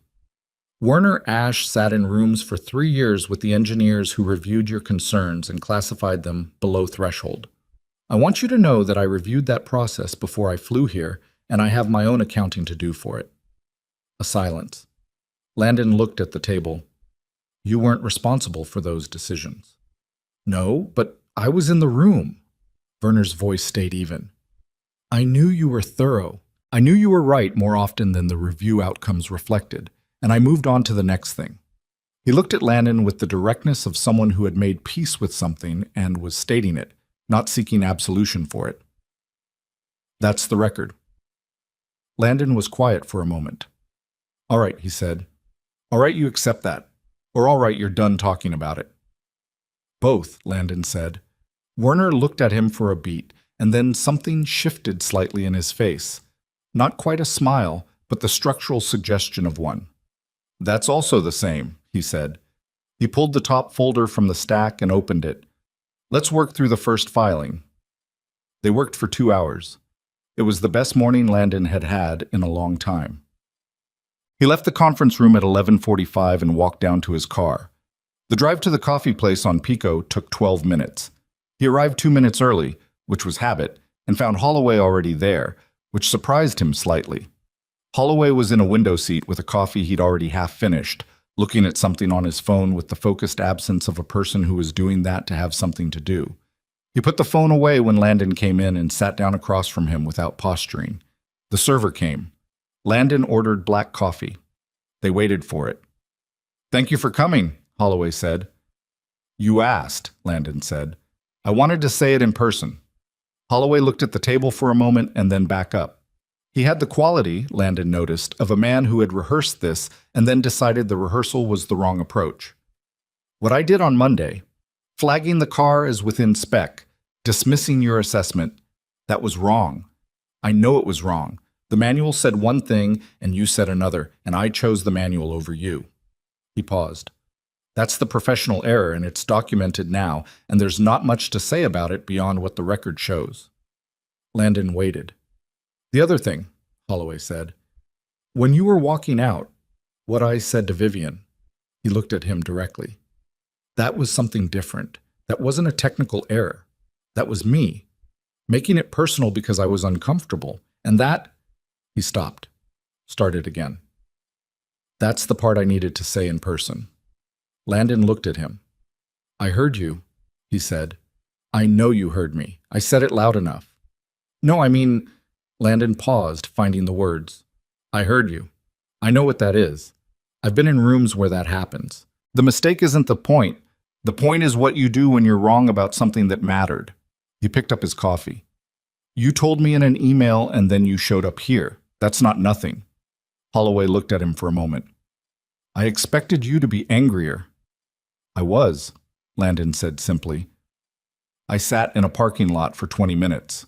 He drank his coffee. Then I drove to that coffee shop on Pico and read engineering forums for 4 hours while a $50 million car sat in your bay about to fail. Something moved across Holloway's face. Not quite humor, but the recognition of it. Fair enough, he said. Vivian's restructuring your role, Landon said. Not a question. Yes. Client relations and vendor management. Your actual strengths for what it's worth. You're good with people. You're good with contracts.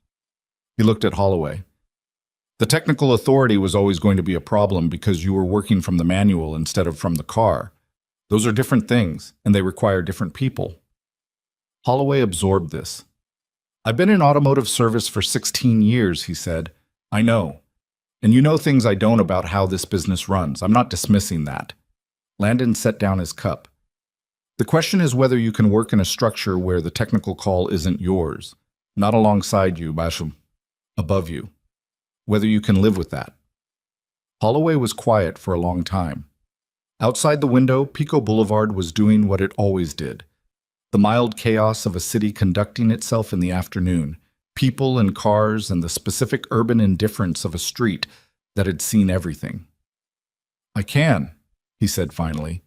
It's going to take me a minute to adjust to it. But, yes. Landon nodded. Then that's the deal, he said. They sat for another 20 minutes, not really talking about anything consequential.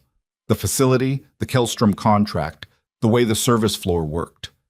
Holloway had opinions about all of it, and some of them were worth noting, and Landon noted them. By the time they left, nothing was repaired exactly, but the shape of a working relationship had been laid out, and neither of them had flinched from it, which was the best you could usually ask for. The formal review with Gruber and the Kellstrom board's legal representative took place Thursday afternoon in the large conference room on 3. Vivian was present, as was Werner.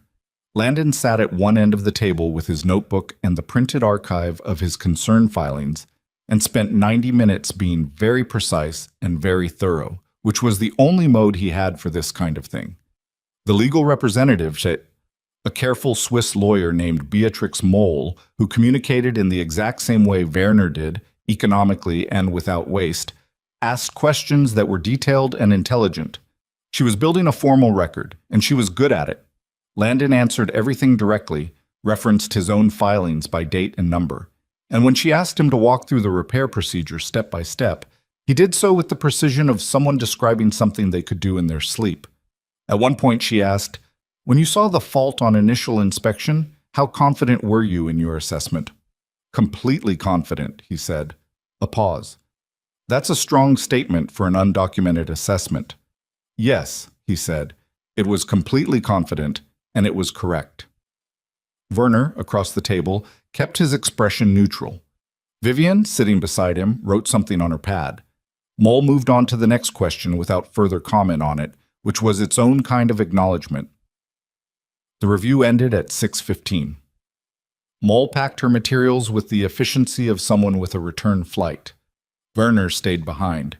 Gruber shook Landon's hand with both hands, which was not something he did in routine situations, and said, "The program owes you a proper accounting.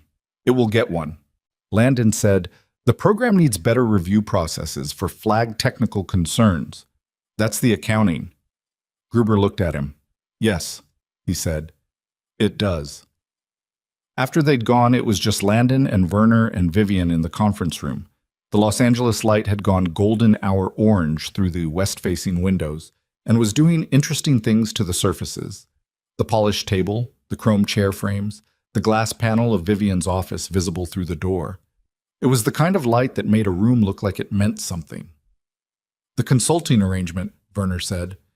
"Have you had a chance to think further?" "Some," Landon said. He looked at Vivian. "Does it work with what we've built here?" She considered this seriously. He appreciated that, the absence of automatic enthusiasm. "Structurally, yes. You'd have authority at both levels. Prestige Technical Director, Kellstrom North American RS1 Authority. The two roles don't conflict because they operate at different scales." She paused. "The question is whether you want it." "The RS1 program is incomplete," Landon said.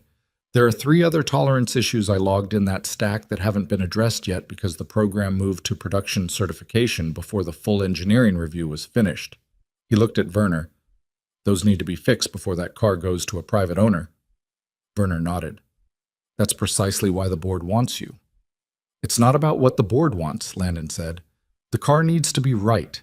If I'm the person who can make it right, then I should. He said this flatly, without drama, the way you state a practical fact. That's the reason. Not the title or the arrangement, Werner said. The title makes the work possible, Landon said. That's all a title is for. Werner looked at him for a long moment with that expression he had, evaluating, calibrating. Then he said, the board is going to formally announce the consulting arrangement next week. I'll need your signature on the agreement by Monday. He paused. And Landon, I'd like you to come to Geneva, not immediately, in the next month, to walk through the remaining concerns with the engineering team directly. He paused. They need to hear it from you, not from a document. I'll come to Geneva, Landon said. Werner nodded once. He gathered his papers, said goodbye to both of them in the efficient way he said goodbye to everyone, and left the room. In the quiet after the door closed, Vivian looked at Landon across the table. You're going to make my life significantly more complicated, she said. Yes, he agreed. I mean that as a compliment. I know, he said. He closed his notebook. How's the team taking the transition announcement? She'd made it official that morning, technical director, effective immediately, full operational authority over the service division. Mixed, she said honestly. The junior technicians are mostly relieved. They seem to understand instinctively that it's a better structure. She paused. The senior staff are adjusting. A few of them have questions. They can ask them directly, Landon said. I'm not going to make anyone guess where they stand. I know. That's part of why the junior technicians are relieved. She looked at him steadily. You should know that Chen told 3 of them yesterday about the RS-1, the concealed access, the repair sequence, all of it, in considerable detail. I heard about it secondhand. Landon was quiet. They were captivated, she said. All 3 of them stayed after shift to listen to him talk about it. Chen shouldn't have... He stopped. He shouldn't have shared confidential details of a client vehicle without authorization. No, she said. I'll mention that to him. A pause. But the fact that 3 junior technicians stayed voluntarily after a full shift to hear about how an RS-1's dual-loop thermal system works, that tells you something about what's possible in that building when people feel like the knowledge is accessible. Landon looked at the table. I know, he said. I'll talk to Chen. Not just about the protocol violation, she said. No, about what to do with it correctly. She nodded. The RS-1 is still in Bay 1. Gruber's cleared it for the full performance evaluation now, the one that was scheduled before all of this happened. Ashford wants to be present for it. She paused. He also asked, specifically, if you'd be in the Bay.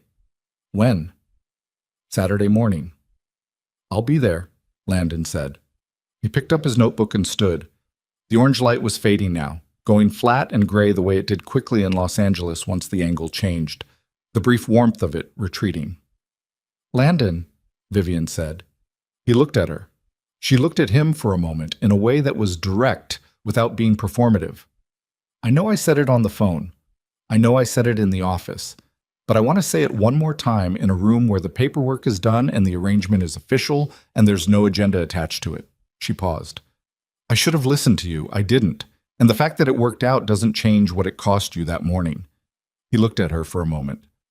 It cost me a morning, he said. The car cost a lot more. He picked up his jacket from the back of the chair. We did the right thing after we did the wrong thing. That's the available outcome. He paused at the door. I'll see you Saturday. He walked out. The hallway was quiet. End of day, most of the staff gone, the service floor running its evening skeleton crew. He went down to the bay level not to do anything but just to walk through it, the way he sometimes did at the end of a long day. The RS-1 was in Bay 1 under its cover, the same as it had been all week, sealed and perfect and carrying its repaired secret. Bay 2 was empty. Bay 3 had a 911 that someone had brought in late. He stood in the middle of the service floor for a moment. He had spent 3 years building something small and clean and bounded, a life that fit inside its own edges. That life was not going to survive the week that had just happened, and he was clear-eyed enough to know it. Something else was going to replace it, something larger and less manageable, with more people in it and more noise and the specific weight of responsibility for things that other people depended on. He wasn't sure how he felt about that yet. He was sure about the work. He was sure the car was fixed. He was sure there were 3 more concerns in Kellstrom's file that needed to be resolved before the RS1 went to anyone's garage. He was sure that Chen had the potential to be exceptional if someone paid attention for the next 2 years. He was sure that the service floor below him had been running at 60% of its actual capability, and he could see clearly what it would take to change that. He was sure about all of the work. The rest he would figure out as it came. He walked to his car. He sat in it for a moment. The familiar interior, the cracked mirror, the parking sticker peeling at the corner. He'd driven this car for 3 years and never thought about replacing it, not because he couldn't, but because it worked and working was enough. He thought about that for a moment. Then he started the car and drove home through the Los Angeles evening, the city doing what it always did in that hour, sprawling and lit and completely indifferent to any individual life moving through it, which was, depending on your mood, either the worst thing about it or the most honest. He took the long way. Saturday morning came in clear. The kind of Los Angeles morning that reminded you why people had decided to build a city in a desert, dry, sharp-aired, the light coming in clean and horizontal from the east, the sky an uncomplicated blue that made the chrome in the service bay look like something worth looking at. Ashford arrived at 8:45. He came alone this time. No assistants, no handlers. Just a man in a dark jacket walking through the service entrance with the quiet self-possession of someone who had nothing to prove to the building. Landon was already in Bay 1. He'd been there since 7:30. Gruber was there as well, running his pre-evaluation checklist on his tablet. The RS1 had been uncovered for the first time since the repair, sitting in the morning light in all its charcoal blue extraordinary stillness. Vivian arrived at 8:50. She came in, saw Ashford and Landon already in conversation at the front of the vehicle, and positioned herself near the diagnostic station without interrupting. She had the quality this morning of a person who had decided to be present without managing. A harder discipline than it looked, and she was working at it visibly. Chen was there because he'd shown up before anyone asked him to. He was standing near the tool station with his notebook, which Landon had noticed and said nothing about, because the right response to that was silence and patience. The evaluation protocol was specific. Gruber would run the startup sequence. The systems would be monitored live. Ashford would observe. Landon was there in his technical authority capacity. To certify the repair, to confirm the vehicle's readiness, and to be the person in the room who understood what the readings meant more completely than anyone else present. At 8:58, Gruber looked up from his tablet and looked at Landon. "Ready?" he asked. Landon did one final walk around the vehicle. He crouched at the right rear quadrant. Old habit, new significance. He looked at the access point he'd opened 6 days ago. The panel was flush and correct. He pressed at the edge of it lightly with one finger, confirming the seal. He stood up. "Ready?" he said. Gruber initiated the startup sequence. The RS1 woke up slowly, the way something engineered at that level wakes up. Not with a roar, but with a building presence, an accumulation of systems coming online in sequence, each one confirming the next. The sound it made was deep and complex, and nothing like what you expected from a car. More like what you expected from something that had been thought about very carefully for a very long time. The thermal management display on Gruber's tablet populated in real time. The dual-loop circuit pressurized. The seal at the right rear junction held, not just held, but held correctly. The pressure reading exactly where it should be. The coolant loop running in its proper differential. The entire rear electronics bay operating in the clean envelope it had been designed for. The readings were perfect. No one said anything for a moment. Then Gruber said very quietly, "Clean." Ashford, who had been watching the tablet over Gruber's shoulder, straightened up. He looked at the vehicle for a long moment. Then he looked at Landon. He didn't say anything. He just nodded. Once, with the specific weight of a man who didn't nod casually. It was the kind of acknowledgement that meant more than a longer sentence would have. Landon received it and looked back at the car. The RS-1 ran through its full evaluation cycle over the next hour. Thermal management, power delivery, control systems, active aerodynamics, all of it, and everything held. Everything ran where it was supposed to run. The car that had arrived at Prestige Auto Group 6 days ago as the most extraordinary vehicle in the world and the most quietly dangerous was now simply the most extraordinary vehicle in the world. By 10:15, the evaluation was complete. Gruber filed his certification report from the bay, transmitting it directly to the Kellstrom board in real time. He shook Landon's hand with both hands again and said nothing, which was the highest form of professional acknowledgement in Gruber's vocabulary, and they both understood it. Ashford waited until Gruber had moved away. He came to stand beside Landon near the front of the vehicle, and they both looked at it for a moment in the way you look at something that you know has its own particular history now. "I'm going to acquire it," Ashford said, "when it goes to production." "It needs 3 more concerns addressed before it goes to production," Landon said. Ashford looked at him. "I know. Werner told me." A pause. "He also told me you're going to Geneva." "Next month." "Good." Ashford was quiet for a moment. He had the quality this morning of someone who wasn't managing anything, who was just present in a situation and finding it worth being present in. "I've been watching cars for a long time," he said. "Watching people around cars. The ones who love the machines and the ones who love the transaction." He looked at the RS-1. "You love the machines." "Yes," Landon said. "It shows," Ashford said. "In the specific way it always shows in people who are actually good at something. Not in what they say about it, but in what they do when they think no one important is watching." Landon was quiet. "I was watching," Ashford said simply. He put his hands in his jacket pockets. "I'll see you when the production model is ready." He glanced at Landon once more. "Don't let them talk you out of those 3 concerns." "They won't," Landon said.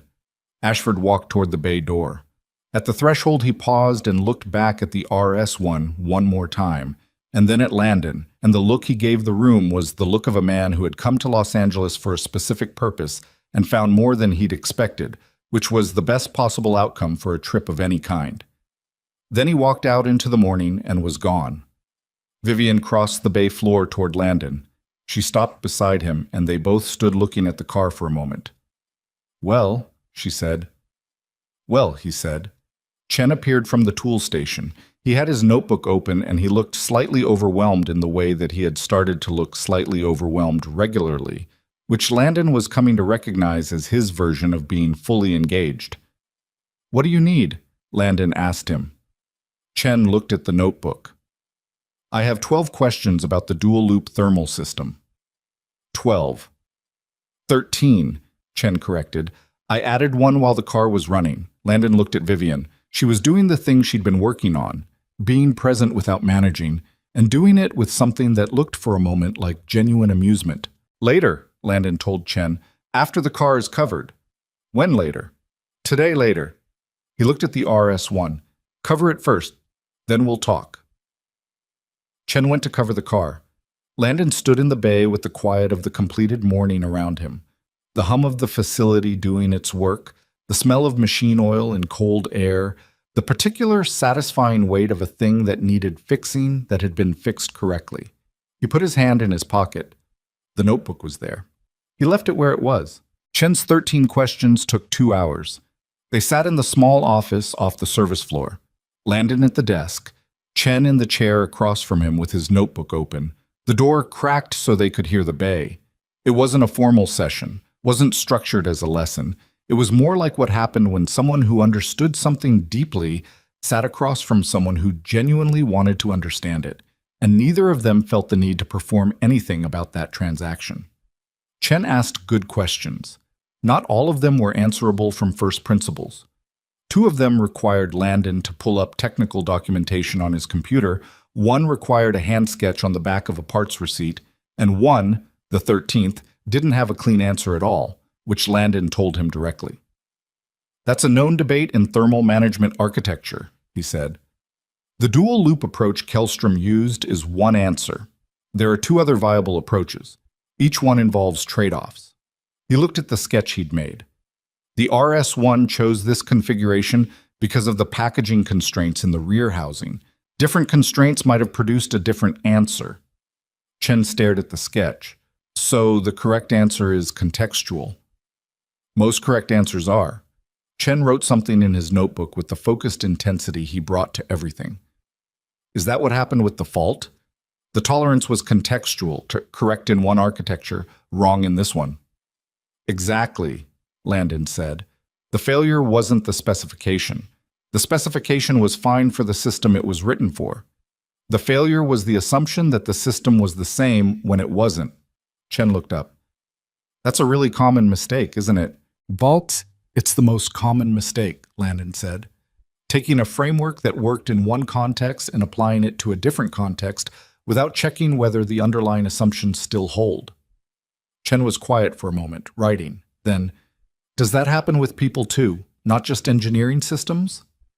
Landon looked at him.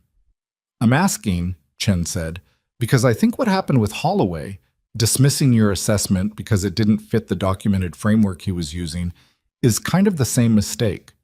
He applied a framework that worked in one context to a situation where the underlying assumptions had changed, Landon said.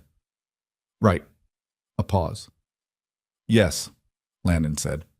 It happens with people. Chen nodded slowly. He looked at his notebook. I think I've been doing a version of that with you, he said, assuming that because you were a senior technician, the framework for how to relate to a senior technician applied. He paused, and then everything changed and I didn't quite know how to recalibrate. Landon looked at him for a moment. How are you doing with it now? Better, Chen said, still recalibrating. He closed the notebook. Can I ask you something that isn't about thermal management? You can ask. Why did you pick me for the lead role? Landon considered this. Because you stayed under the car, he said. Chen looked at him. When I was working the repair, Landon said, you crouched down beside me. You took notes. You didn't ask to be included. You just made yourself useful and paid attention. He looked at Chen steadily. Most people, when they're uncertain about a situation, manage their uncertainty by stepping back. You move toward it. He paused. That's not a teachable quality. Everything else is. Chen sat with that for a moment. He looked slightly uncomfortable, which was the right response to a direct compliment. Not false modesty, just the genuine discomfort of a person being told something true about themselves that they weren't sure they deserved yet. I'll try not to waste it, he said finally. I know, Landon said. He stood up. Monday, full team briefing, 8 o'clock. I want everyone who works this floor in that room. Chen stood too, picking up his notebook. What are you going to say? What needs saying, Landon said. About how this place is going to work going forward.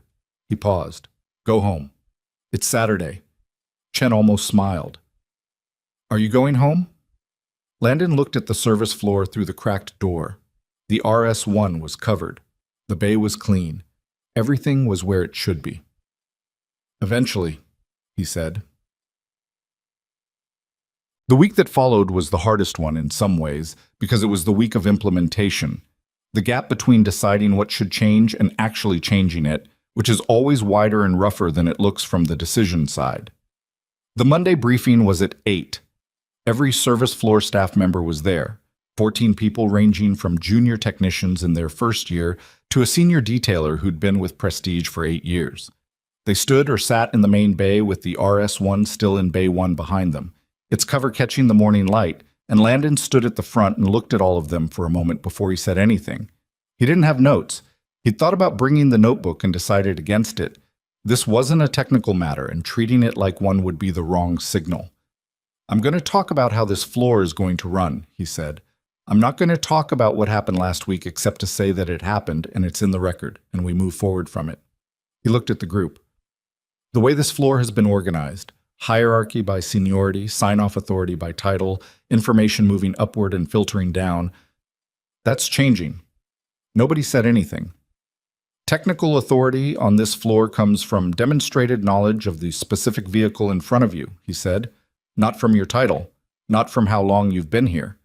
If a first-year technician has identified something that a senior tech missed, the first-year technician's assessment gets heard and evaluated on its merits.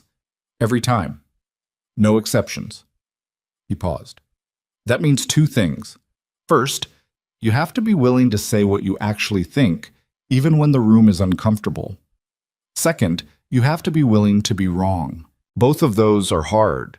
They're both required. A junior technician, a young woman named Priya who'd been there 4 months and had the quality of someone perpetually calculating whether she was allowed to speak, raised her hand. What if we're wrong and it costs the facility something? Then we document it, understand why, and fix the process, Landon said. The only mistake I won't tolerate is a mistake that goes unreported. He looked at her directly.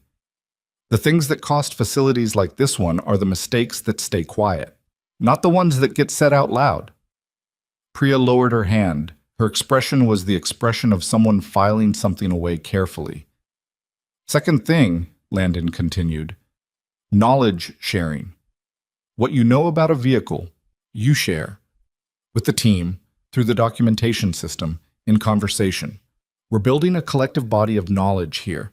The person who hoards what they know because it makes them indispensable is a problem, not an asset. He paused. That applies to me as much as anyone. If I know something that would help you do better work, it's my job to tell you. From the back of the room, one of the senior technicians, a man named Ray Cortez, who had 11 years and who'd been watching Landon with the careful evaluation of someone deciding whether to trust a new thing, spoke up. What about the existing workflow? Approval process for parts, sign-off chain on completed jobs? Streamlined, Landon said. I'll have the revised process to you by end of week. The approval chain for routine maintenance stays the same. For anything non-standard, the call goes to the senior tech on the job first, then to me if it's unresolved. We cut out the middle layer. He looked at Cortez. You have a concern about that? Cortez thought about it visibly. The middle layer caught things sometimes, he said. Yes, Landon said. What else did it do? A pause. Cortez looked at the floor for a moment. Slowed things down. Sometimes buried things. Correct, Landon said. So we keep the function, the catching, and we rebuild how it happens. He looked at Cortez steadily. That's your area. You know this floor. I'm going to need you to help me design the replacement process. Cortez looked at him. He'd clearly expected resistance or dismissal or some version of being told his concern didn't matter. The directness of being taken seriously caught him slightly off guard, and he reset his expression before he answered. All right, he said. The briefing lasted 40 minutes. By the end of it, the energy in the room had shifted, not to enthusiasm, which would have been artificial, but to something more useful. The collective alertness of a group of people who have been told plainly what is expected and believe the expectation is real. There's a specific quality to that. It doesn't feel like inspiration. It feels like the moment before work starts. Holloway attended the briefing as an observer. He stood at the back with his arms loosely crossed and said nothing. Afterward, when everyone had dispersed, he came to Landon at the front of the bay. Good, he said simply. Landon looked at him. I mean it, Holloway said. I've sat in a lot of team briefings in 16 years. That was a good one. He paused. You didn't make it about last week. It's not about last week, Landon said, but last week is why anyone was listening. Landon considered this. Yes, he said. That's how it usually works. Something has to happen before people are ready to hear it. Holloway was quiet for a moment. The vendor call with the Kellstrom Parts liaison is Thursday. I've been managing that relationship for 2 years. He paused. I'll keep managing it. But I want you to be on the call, so they understand the technical authority structure has changed. I'll be on the call, Landon said. Holloway nodded.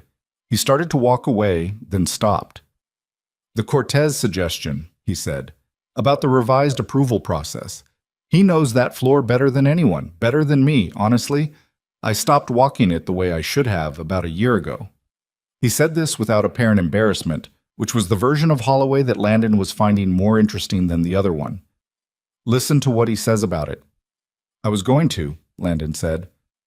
I know. I just wanted to say it. Holloway walked out. Skit. Geneva happened in the second week of the following month. Landon flew economy, which surprised the Kellstrom administrator who'd booked the travel and who quietly upgraded him without mentioning it. And he arrived on a gray Tuesday morning with his carry-on and his notebook and the particular self-containment of a person who travels like they work, without excess. Werner met him at the office, which was not the facility but a converted building in the old part of the city that Kellstrom used for engineering review. High ceilings, old floors, the particular smell of a place that had contained a lot of serious thought over a long time. The engineering team was 9 people.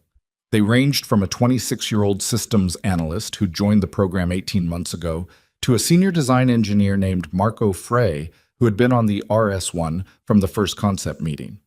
They sat around a long table with the 3 remaining concern filings in front of them and looked at Landon with the specific mixture of expressions that you get when a group of technical professionals meet the person whose documented assessment has been found, retroactively, to be correct. It was not entirely comfortable. Landon hadn't expected it to be. He sat down, opened his notebook to the relevant pages, and started with the first concern. The 3 remaining issues were different in character from the seal fault, less immediately critical, more structural, the kind of problems that built toward failure over time rather than producing catastrophic outcomes in the first 4 seconds of operation. But that was the nature of this kind of problem. The dramatic failure was the last thing in a sequence, not the only thing. What Landon had logged 3 years ago was the sequence. The board had finally decided to read it. The first concern was a thermal cycling issue in the primary battery management system, a component interaction that, under repeated high-performance cycling, would produce microfractures in a specific type of solder joint at a rate that the current design didn't adequately account for. The fix was not simple, and it was not cheap, but it was known.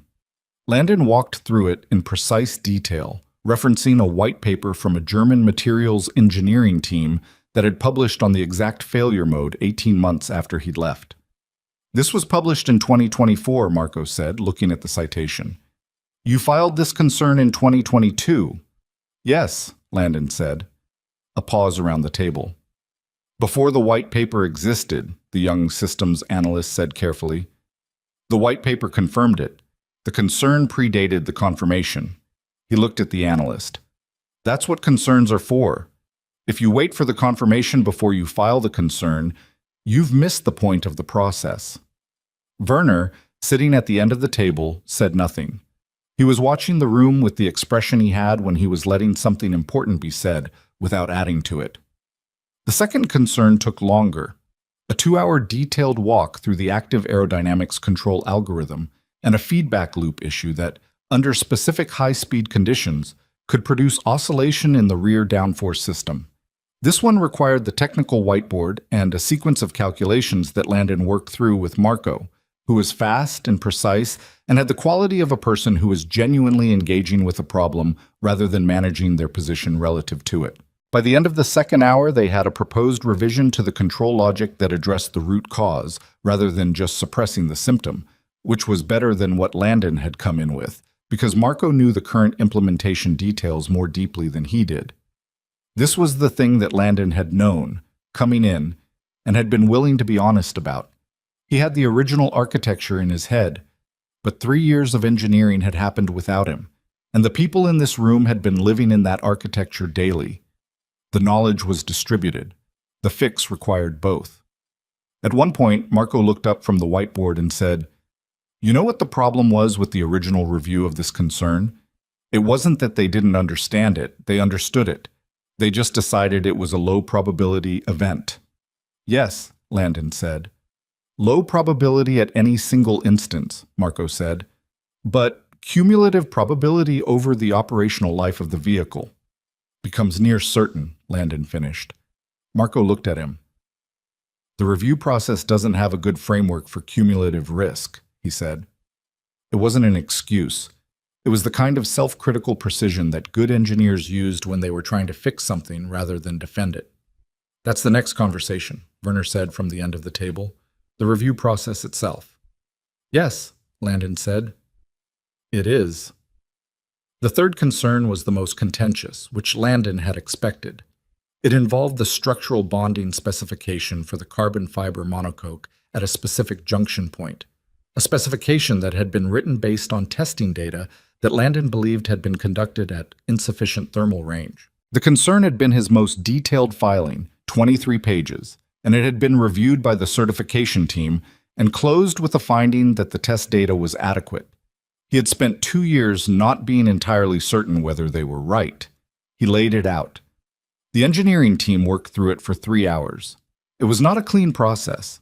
There were moments where the room genuinely disagreed, where two of the engineers produced counter-arguments that required Landon to stop and reconsider, where his own initial position shifted when the current test data was put in front of him, and the numbers were different from what he'd been working from in his filed concern.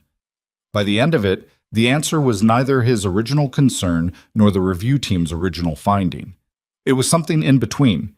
The bonding specification was adequate at the standard operational temperature range, but required supplemental testing at an extended high-temperature range that the original certification had not covered. The result was a new testing protocol rather than a redesign, which was more nuanced than he'd expected and less expensive than the worst-case scenario. Marco looked at the revised protocol summary on the whiteboard and said, "This is what the original review should have produced." "Yes," Werner said, "it should have." Nobody argued with that. At 6 o'clock, Werner called the session. The engineering team filed out. Several of them shook Landon's hand on the way. The young systems analyst stopped and said, with the slightly awkward directness of someone who had decided to say something true, "I joined this program after you left, but I read your concern filings when they came out of archive." He paused. "They're the most clearly written technical concerns I've ever read." Landon looked at him. "Thank you," he said. The analyst nodded and left. Werner stayed behind. It was just the two of them in the room with the whiteboard full of equations and the late Geneva light going gray through the high windows. "How do you feel?" Werner asked. "Tired," Landon said honestly. "Anything else?" He thought about it. "The third concern," he said. "I was partially wrong." "You were partially right, which is better than the team that closed it as fully resolved." Being less wrong than the alternative isn't the same as being right. "No," Werner agreed. "It isn't." He paused. "That's a harder standard to hold yourself to than the one most people use." "The cars hold themselves to it," Landon said. "They don't care what the paperwork says." Werner was quiet for a moment. He looked at the whiteboard. "I want to ask you something, and I want you to answer it honestly." "Go ahead." What happened today? Could it have happened 3 years ago? If the review process had worked differently, if your concerns had been taken seriously at the time, Landon thought about this. The honest version of it. "Most of it," he said. "The first two concerns, yes. The third one, I needed 3 more years of materials engineering data that didn't exist yet. I was right about the risk. I wasn't entirely right about the mechanism." He paused. "So, some of what happened today needed the time. And the rest? The rest needed someone to listen," he said. Werner nodded slowly. "I'm sorry it took this long," he said. It was a simple sentence. Werner didn't dress it up or add to it, which made it the most direct apology Landon had received from anyone in the past month, and the most complete. "I know," Landon said. They shook hands. Landon picked up his notebook and his jacket and walked out of the building into the Geneva evening, which was cool and gray and smelled like rain that hadn't started yet, and he walked for a while without direction along streets that he didn't know, which was exactly what he needed. He was back in Los Angeles by Thursday. The service floor had changed in the 2 weeks since the briefing. Not dramatically. Real change doesn't move dramatically. It moves the way erosion moves, in the direction of its own logic, accumulating over time. But the quality of the floor had shifted. Priya had flagged a brake wear pattern on a client vehicle that the initial inspection had missed, and had done so by walking it directly to Cortez rather than waiting for a sign-off window, which was new. Cortez had confirmed it and added it to the work order without making it a significant event, which was also new. The absence of bureaucratic friction. 2 junior technicians had started staying 15 minutes after shift twice a week to work through technical questions together, which Chen had apparently started and which had grown from 2 people to 4 in a week. Chen met him at the door on Thursday morning with a cup of coffee and the expression of someone who had been managing things and was quietly proud of how it had gone. "Summary," Landon said. Chen walked beside him toward the office. 12 service appointments completed, 11 clean, 1 flagged on final inspection and rescheduled with client notification. Priya caught the brake issue on the Maserati. Cortez finished the revised approval process draft. "It's on your desk. Ray's been good." He paused. Holloway sat in on a client meeting Wednesday and was genuinely good at it. I mean that. What was the client issue? Billing dispute on a service package. Holloway knew the contract details in a way that resolved it in about 10 minutes. Chen paused. He was the right person for that room. Landon nodded. Good. One other thing, Chen said. He handed Landon an envelope. This came for you yesterday. Kellstrom letterhead. Landon took it. He went to his office, sat down, and opened it. It was a formal letter from the Kellstrom board, signed by the board chairman, confirming the consulting arrangement and Landon's designation as North American Technical Authority for the RS-1 program. The language was precise and complete. At the bottom, in Werner's handwriting, was a note. The revised protocols are being implemented in the production build. The engineering team asked me to pass on their thanks. And below that, one more line. Marco wants to know if you'd be willing to look at the RS-2 concept when it reaches that stage. You can say no. Landon looked at that last line for a moment. He put the letter on his desk, picked up a pen, and wrote 2 words on a sticky note. Tell him yes. He stuck it to the letter.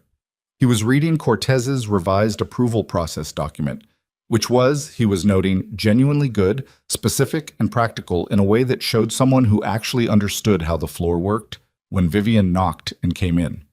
She sat down across from him. She looked at him with the assessing quality she had, reading the Geneva trip in whatever she could see in his face and posture. How was it? Productive, he said. Werner called me yesterday, she said. He said the engineering team is recommending you for inclusion in the RS-2 concept review. I heard. That's a significant expansion of the consulting scope. She paused. It's also a significant time commitment. I know. He looked at her. Is that a concern? It's an observation, she said. I want to know you can manage both. I can manage both, he said. The RS-2 is 2 years out from concept review. By the time it requires serious time, the floor here will be running without my direct involvement on every decision. He looked at her steadily. That's the goal. I'm not trying to be indispensable here. I'm trying to build something that works without me at the center of it. She absorbed this. That's an unusual goal for a director, she said. It's the only goal that makes sense, he said. If the floor only works when I'm in it, I haven't built anything. I've just been a dependency. She was quiet for a moment. The Kellstrom contract formal expansion comes through next week, she said. The revenue structure changes significantly. I want to use some of that to fund 2 additional technician hires and a formal training program. She paused. I'd want your input on the structure. You'll have it, he said, and I want to do something about the junior technician pipeline. She had the legal pad and was writing. The way we've been hiring, reactively, on an as-needed basis, pulling from the same 2 or 3 placement agencies, it's not producing the quality of candidates we need. I want to talk about building a formal apprenticeship track. Landon put down the Cortez document. That's a longer conversation. I know. Can you do Friday afternoon?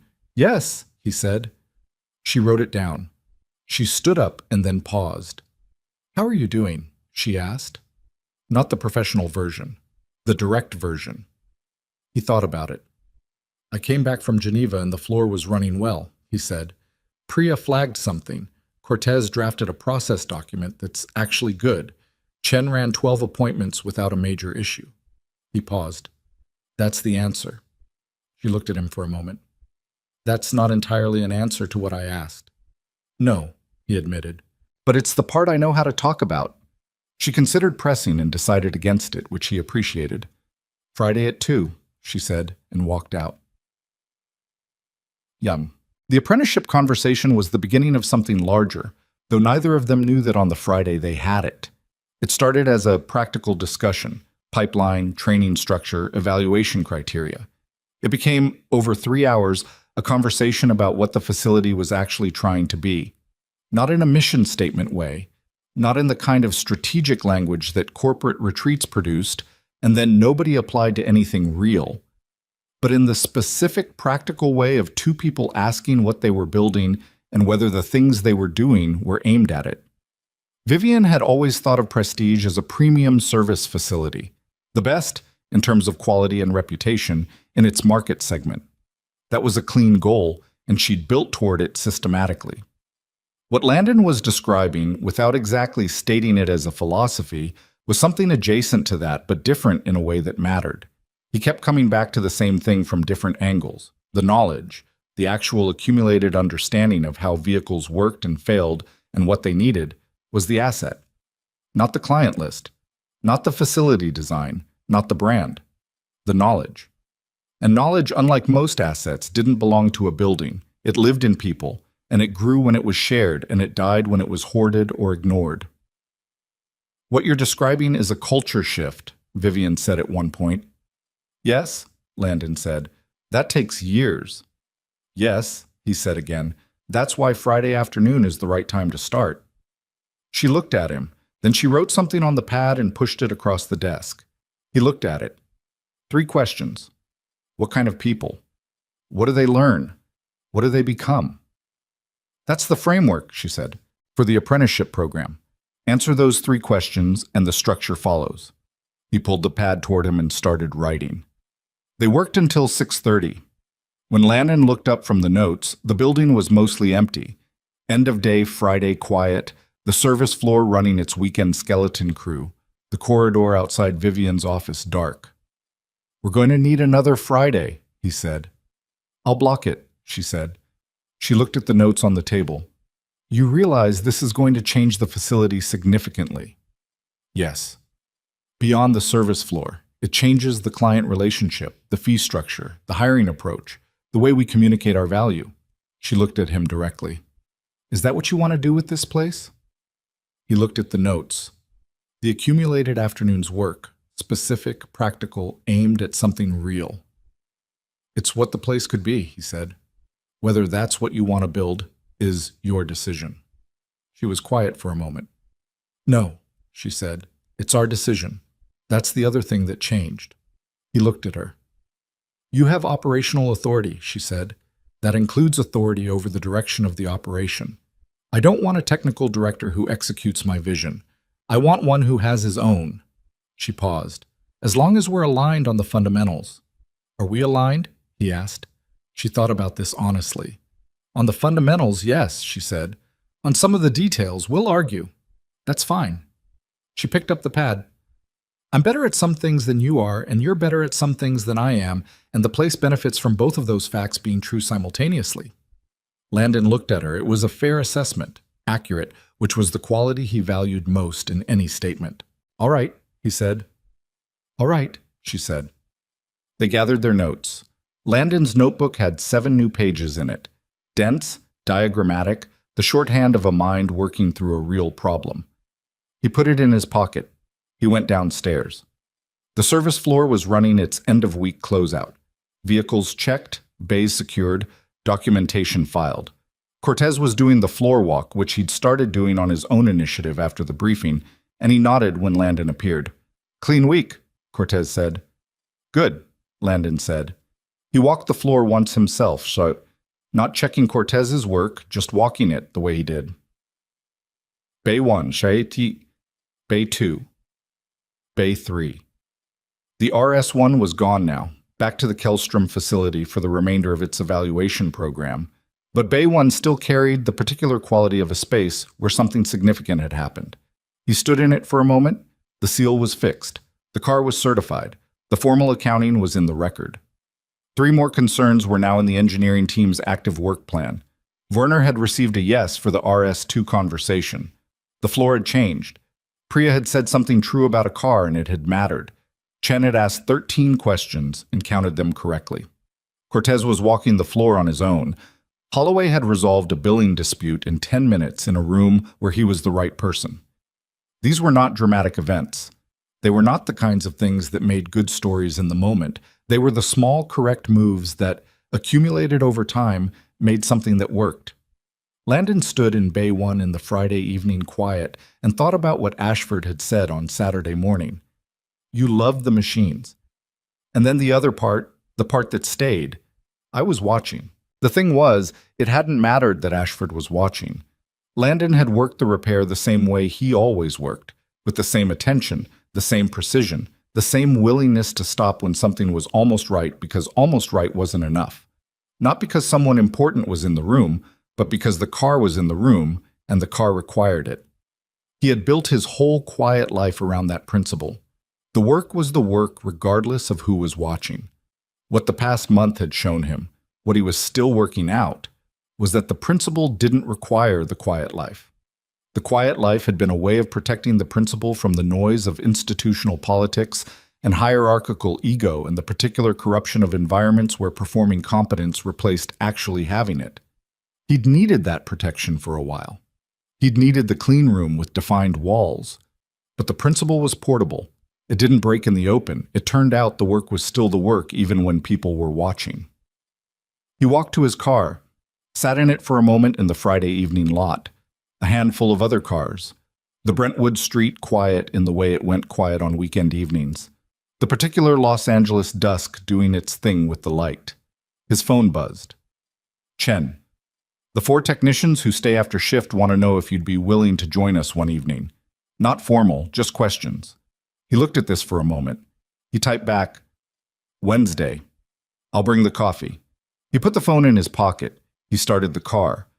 The cracked mirror reflected the parking lot behind him in its imperfect, partial way, showing most of what was there, missing a corner, functional regardless. He backed out and drove into the evening and didn't take the long way home because he had notes to review and a framework to develop, and it turned out somewhere to be on Wednesday.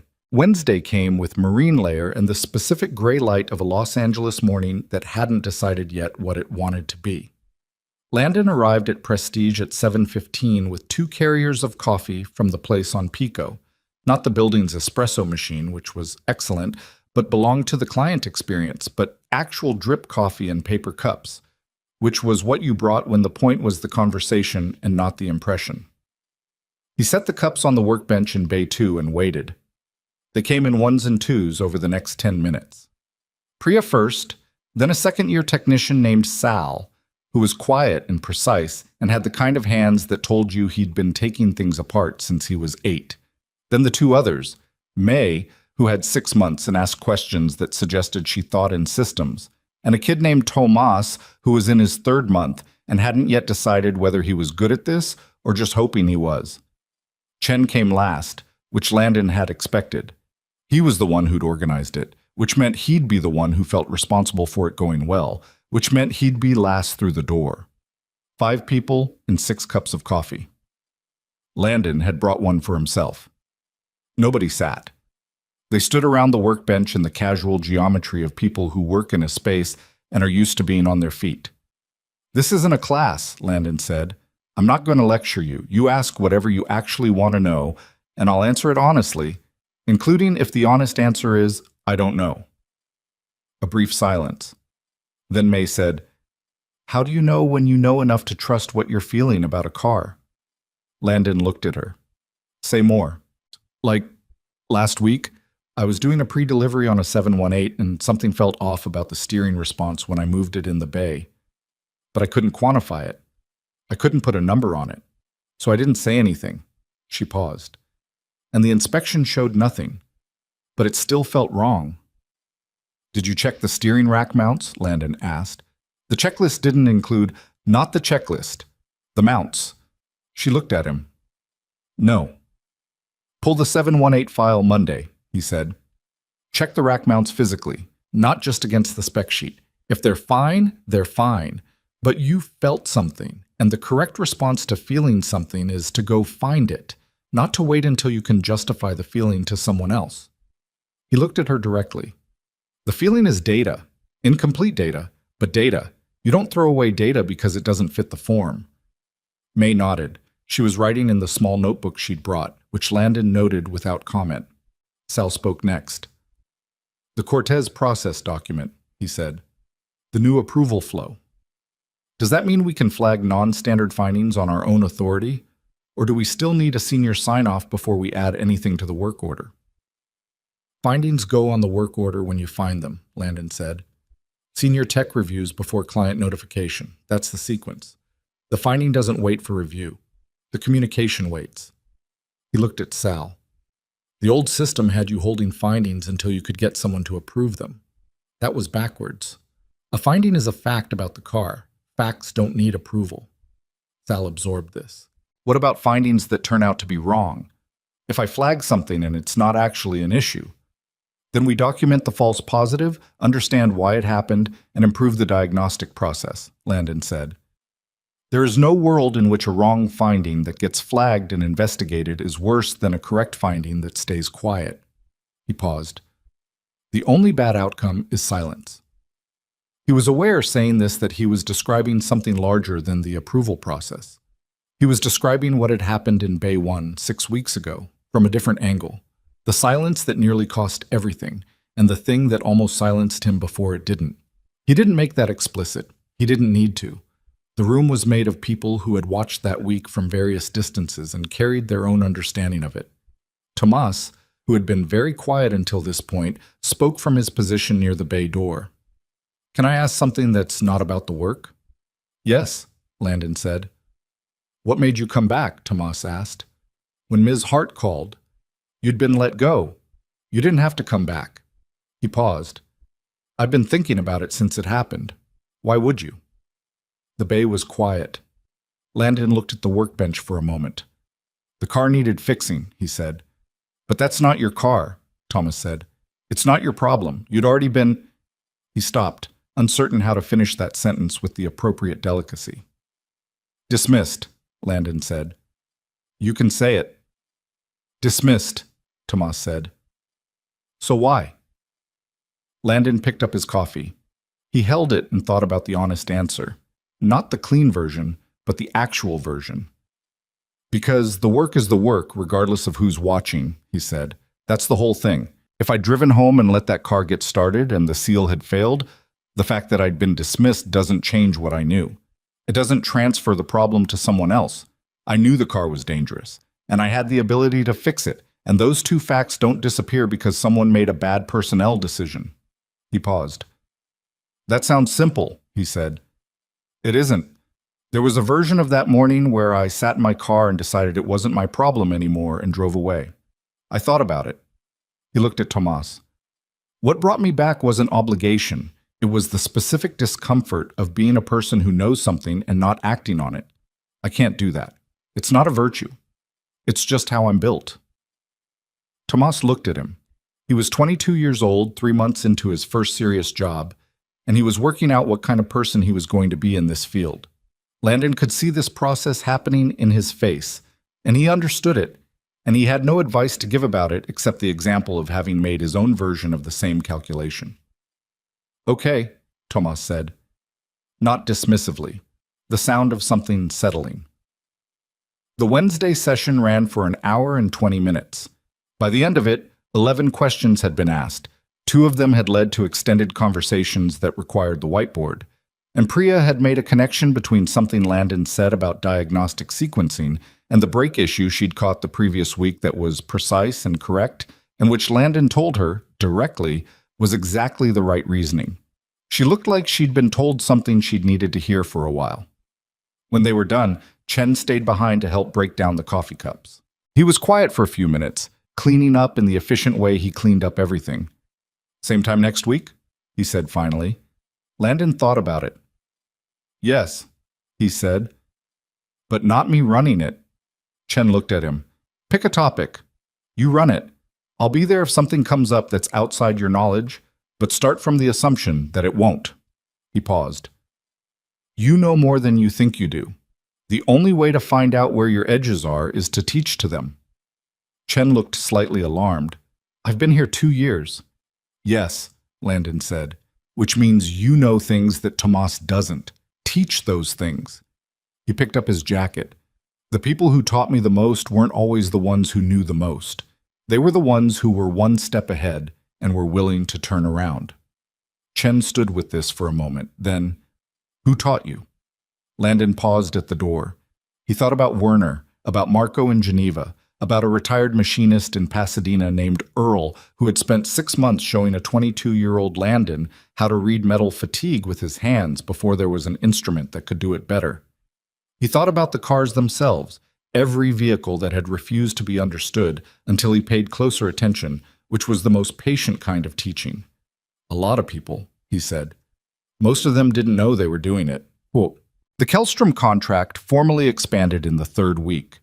The announcement came with the specific kind of institutional formality that major contracts require. Letters, signatures, press materials that Gruber had drafted, and Werner had made more precise, and Vivian had edited for tone. The public-facing version described Prestige Auto Group as the designated North American service and technical authority for the Kellstrom RS1 program, with Landon Pierce named as technical director and North American RS1 authority. Vivian put the press release on Landon's desk and stood across from him while he read it. You're going to get calls, she said. I know. Trade publications, possibly mainstream automotive press. The RS1 story has been circulating in technical circles. She paused. There's already a version of it online. The seal fault, the dismissal, the repair. Someone talked. Gruber, Landon said. Probably, she agreed. The version online is accurate but incomplete. It doesn't have your background with the program. It will, he said. Yes. She looked at him. How do you want to handle that? The same way I handle everything, he said. Say what's true and don't elaborate beyond what's necessary. She considered this. I'd recommend one interview, she said. Controlled, technical publication rather than mainstream. Get the accurate version on record before the incomplete one becomes the permanent one. She paused. You can choose not to, but the story is already moving and you can either put something true in front of it or let it move without you. He thought about this. Vivian had the quality in these conversations of a person who understood things he didn't, not about the work, but about how things moved in the world beyond the service bay. She'd built a business. She understood visibility and narrative in a way that he'd spent years deliberately not needing to. All right, he said. One interview, you pick the publication. She picked a respected trade journal called Precision Drive, whose technical editor had a reputation for accuracy over drama. The interview happened 2 weeks later by phone. The technical editor, a woman named Sandra Holm, asked good questions, real questions, about the architecture of the RS1 fault, about the diagnostic process, about the relationship between documented specification and applied engineering knowledge. Landon answered them precisely and without embellishment. At the end, she asked, what do you want people to take away from this? He thought about this. That the manual is a floor, he said, not a ceiling, and that the most important thing in any technical environment is whether people feel safe saying what they actually know. The interview ran 3 weeks later. It was accurate and detailed and treated him as a technical professional rather than a narrative figure, which was what he'd wanted. Werner sent him a message the day it ran. Good. 2 words, Werner style. Marco sent a longer message. The RS2 concept review is scheduled for next spring. Werner told me you said yes. I want you to know the team is genuinely looking forward to it, not in a diplomatic way, in an actual way. And then a postscript. I showed your concern filings to the junior engineers here when they came out of archive. Required reading now for anyone joining the program. Landon read this twice. He put the phone face down and sat for a moment with the weight of it. The concern filings had been 23 pages of precise technical argument that a review committee had read and filed and closed. He had written them in the specific frustration of a person watching something wrong move forward uncorrected. And then he had left, and for 3 years they had sat in archive. Now they were required reading. Time was strange that way. Work you did in what felt like a vacuum sometimes had a half-life you couldn't calculate at the time. He turned the phone back over. He typed back to Marco. Tell the junior engineers the filings were wrong in one place. He paused. Make sure they find it. 6 months after the morning the RS-1 arrived, Prestige Auto Group was a different place in ways that were both visible and structural. The visible things were straightforward. The service floor ran differently. Quicker in some ways, more thorough in others, the bottlenecks of the old approval chain replaced by a process that moved information toward the problem rather than away from it. The client satisfaction metrics, which Vivian tracked through a feedback system she'd had in place for years, had improved across all service categories. 3 new hires had joined the technical team through the apprenticeship pilot program, 2 of them recent graduates from automotive engineering programs, one a young woman named Claudia who had come from a manufacturing background and who had the kind of cross-disciplinary thinking that was genuinely rare. The less visible things were harder to measure, but clearer to anyone who spent time on the floor. The junior technicians spoke up more, not recklessly, with the specific confidence of people who had learned that their observations had value, who had been shown by example that a finding was a finding, regardless of who made it. Priya had flagged 3 significant issues in 6 months, each one caught earlier than the previous diagnostic system would have caught it. Tomas had reached month 9 and was beginning to develop the quality that you couldn't teach, the instinct, the subtle attunement to a vehicle's particular language. Sal had been given lead responsibility on a complex restoration project and was handling it with a focus that suggested he'd found the thing he was going to be excellent at. Chen ran the Wednesday sessions. Landon attended when he was in the building but had stopped directing them, and they had taken on the organic character of a group that had found its own rhythm. The group had grown from 5 to 11, which required moving from Bay 2 to the main floor, and which had started to become, without anyone naming it as such, a thing the facility was known for internally: the Wednesday conversations, the place where knowledge moved sideways instead of only downward. Ray Cortez had become, in the quiet way that people become things, the floor's institutional memory.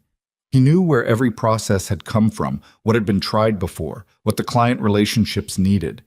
He and Landon had developed a working dynamic that was efficient and occasionally tense and always honest, which was the best kind. Holloway had settled into his restructured role with less difficulty than anyone had expected, including Holloway. Client relations suited him in a way that the technical authority never quite had. He was charming in the specific register that high-end clients needed, which was not performative charm, but the kind that came from genuine knowledge of what they cared about. He closed 3 new service contracts in 2 months. He and Landon passed each other on the floor without the particular friction that had defined their early post-RS1 dynamic, which wasn't warmth exactly, but was the functional respect of 2 people who had been in a bad situation together, handled it imperfectly, and moved forward anyway. One afternoon, 4 months in, Holloway stopped Landon in the hallway and said, "The background check comment." Landon looked at him. "I've been trying to find the right time to say this for months," Holloway said. "There isn't a right time. I should have said it in the coffee shop, but I didn't, so I'm saying it now." He looked at Landon directly. "That was the worst thing I did that day. Not the technical call. That was an error. That was—" He stopped. "I wanted to diminish you in the room because I was threatened by you, and I didn't know it yet. And I said it loud enough for it to reach you on the way out." Landon looked at him.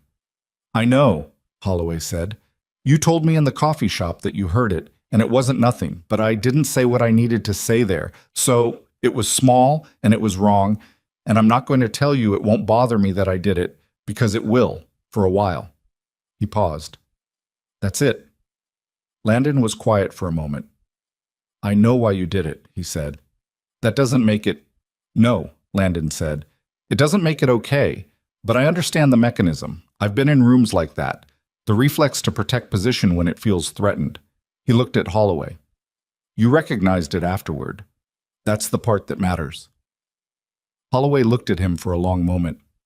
"You're generous about that." "I'm not generous," Landon said. "I'm accurate. There's a difference." He paused. "You've been good since then. That's also accurate." They stood in the hallway for a moment in the manner of 2 people who had said a real thing and were finding their way back to the ordinary register of the day. "The Nakamura account," Holloway said eventually. "I need your read on their service expectations for the upcoming quarter." "Meeting at 2?" Landon said. "2 works," Holloway said. They went to their separate offices. The apprenticeship program's first formal cohort, 4 people, a 3-month intensive curriculum built from Landon's Friday afternoon framework and Vivian's operational architecture, ran through the fall. On the last Friday of the program, the cohort presented their technical assessments of 4 assigned vehicles to a panel that included Landon, Cortez, and Chen. The presentations were uneven, which was expected. 2 of the 4 were genuinely impressive, precise, evidence-based, showing the kind of reasoning that meant someone had internalized the underlying logic rather than just the procedure. 1 was solid but mechanical, which meant they had the technique but not yet the instinct. 1 was struggling, which Landon had seen coming and had tried to address throughout the program, and which hadn't resolved. He talked to each of them individually afterward. The struggling one, a young man named Davis, who was 24 in earnest and working extremely hard, sat across from him in the office with the expression of someone steeling themselves for a verdict. "You know what I'm going to say," Landon said. "That I'm not ready," Davis said. "You're not ready yet," Landon said. "That's different." He looked at him. "You understand the theory. Your documentation is detailed and accurate. What you don't have yet is the confidence to trust what you're feeling over what the procedure says. That's not a flaw. It's a stage." Davis was quiet. "I want you in the second cohort," Landon said. Davis looked at him. "You want me to repeat?" "I want you to do the program again with the knowledge you've built from the first time through," Landon said. "Not because you failed, because the second time through, with what you know now, is going to be a completely different experience. The first pass was clearing the ground. The second pass is building on it." He paused. "If you're willing." Davis looked at the table. He looked like someone who was processing the gap between the story he'd prepared for and the one he'd been given. "Yes," he said finally. "I'm willing." "Good," Landon said. He stood up. "The other thing I want to say is that the work you put in was visible, not just the output, the process, the way you approached every assignment. That's not nothing, Davis. That's the foundation." He paused at the door. "The instinct comes. It takes longer for some people than others. Faster has nothing to do with better." Davis nodded. Something in his face shifted, not to relief exactly, but to the specific quality of a person who has been told a true thing that reframes a situation they'd been dreading. Landon walked back to the main floor. Damian Ashford returned to Los Angeles in the late fall, not for prestige specifically, but in the way that he moved through his world, purposefully, efficiently, with multiple things happening in the same geography. He called Vivian, who mentioned it to Landon, and they arranged dinner at the same Brentwood restaurant where Vivian and Ashford had sat 5 months ago, except this time Landon was at the table. It was the first time the 3 of them had been in a room together in a non-professional context, and it had the quality of a dinner where everyone at the table had enough information to be direct and enough history to know the difference between what needed to be said and what could stay unsaid. Ashford arrived with the same undemonstrative authority he always had, and the conversation moved the way good dinner conversations moved, across several subjects, some of them light, some of them not, following the logic of what each person was actually interested in, rather than the logic of what was appropriate to discuss. He asked about the program. Landon gave him an honest account, the improvements, the ongoing difficulties, the Davis situation, the Wednesday sessions that had become their own kind of institution. Ashford listened with the attention of someone for whom listening was a developed skill, not a polite pause between speaking. "The apprenticeship program," Ashford said. "Whose idea was that?" "Ours," Vivian said, with a slight emphasis that made clear she meant it literally. Both of them. Ashford looked at Landon. "What made you want to build it?" Landon thought about this. The honest answer was that he'd wanted to build the thing that hadn't existed when he was starting out. Not a specific curriculum, but an environment where knowledge moved toward the people who needed it, rather than accumulating at the top until someone left and took it with them. He'd worked in places where the senior people hoarded what they knew because knowledge was leverage, and he'd watched those places slowly calcify. Because knowledge that stays in one person eventually dies with one person, he said. And because the best thing a facility like this can do isn't service the cars that come in today, it's produce the people who'll service the cars we can't imagine yet. Ashford looked at him for a moment. That's a longer view than most service operations take. Most service operations are wrong about the time frame, Landon said.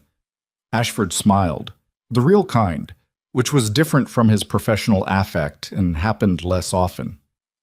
I've been in business for 40 years, he said. I've watched organizations operate in two modes. The first mode is extractive. Take what's available now, optimize for the current quarter, treat people as instruments of the present moment. The second mode is generative. Invest in capacity, accept that some of what you build won't return value for years. Treat people as the actual asset. He picked up his glass. The extractive organizations look better in their early years. The generative ones are the only ones still here 40 years later. Which kind were you? Vivian asked. He considered this honestly. Generative in intent, he said. Extractive in practice in my first decade because I was scared and didn't know it. It took some expensive mistakes to understand the difference. He paused. The mistakes are in the record. I don't regret them exactly. They were the education. But I'd have preferred a shorter curriculum. Landon looked at his water glass. He was thinking about the concern filings in Kellstrom's archive. 3 years of correct assessments in a file that no one read until a car almost failed at a service center in Brentwood. He was thinking about the version of himself that had left the RS1 program and come to a quiet job in a facility where no one expected anything particularly significant from him. He had told himself that was about protecting the work. He had been partly right. It had also been about being tired, about the specific exhaustion of being in a room where you were right, and it didn't matter, repeatedly, until the pattern started to feel like a feature of the world rather than a feature of that particular room. He had needed the quiet. He didn't regret the 3 years. He also understood, sitting at this table, that the quiet had been a recovery, not a destination. Can I ask you something? He said to Ashford. Yes, Ashford said. On the morning of the evaluation, before the RS1 started, you asked where I was, when I'd already been sent home. Yes, Ashford said. Why did you notice? Ashford was quiet for a moment. Because you were crouching at the right rear quadrant when I arrived, he said. And the way you were looking at it, he paused, choosing his words. I've watched a lot of people look at cars. I can tell the difference between someone who's performing thoroughness and someone who's actually in it. He looked at Landon. You were actually in it, and then you were gone, and Vivian's face was carefully neutral in a way that told me something had happened, and no one mentioned you again. He paused. I've seen that pattern before. The person who sees something true gets removed from the room because seeing it is inconvenient.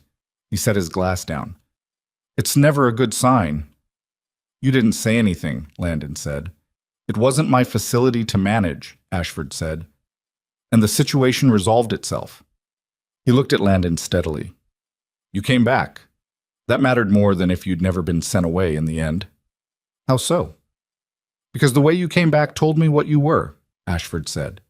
You didn't come back angry. You didn't make it about the insult. You made it about the car. He paused. And then you fixed it and went back to your coffee shop.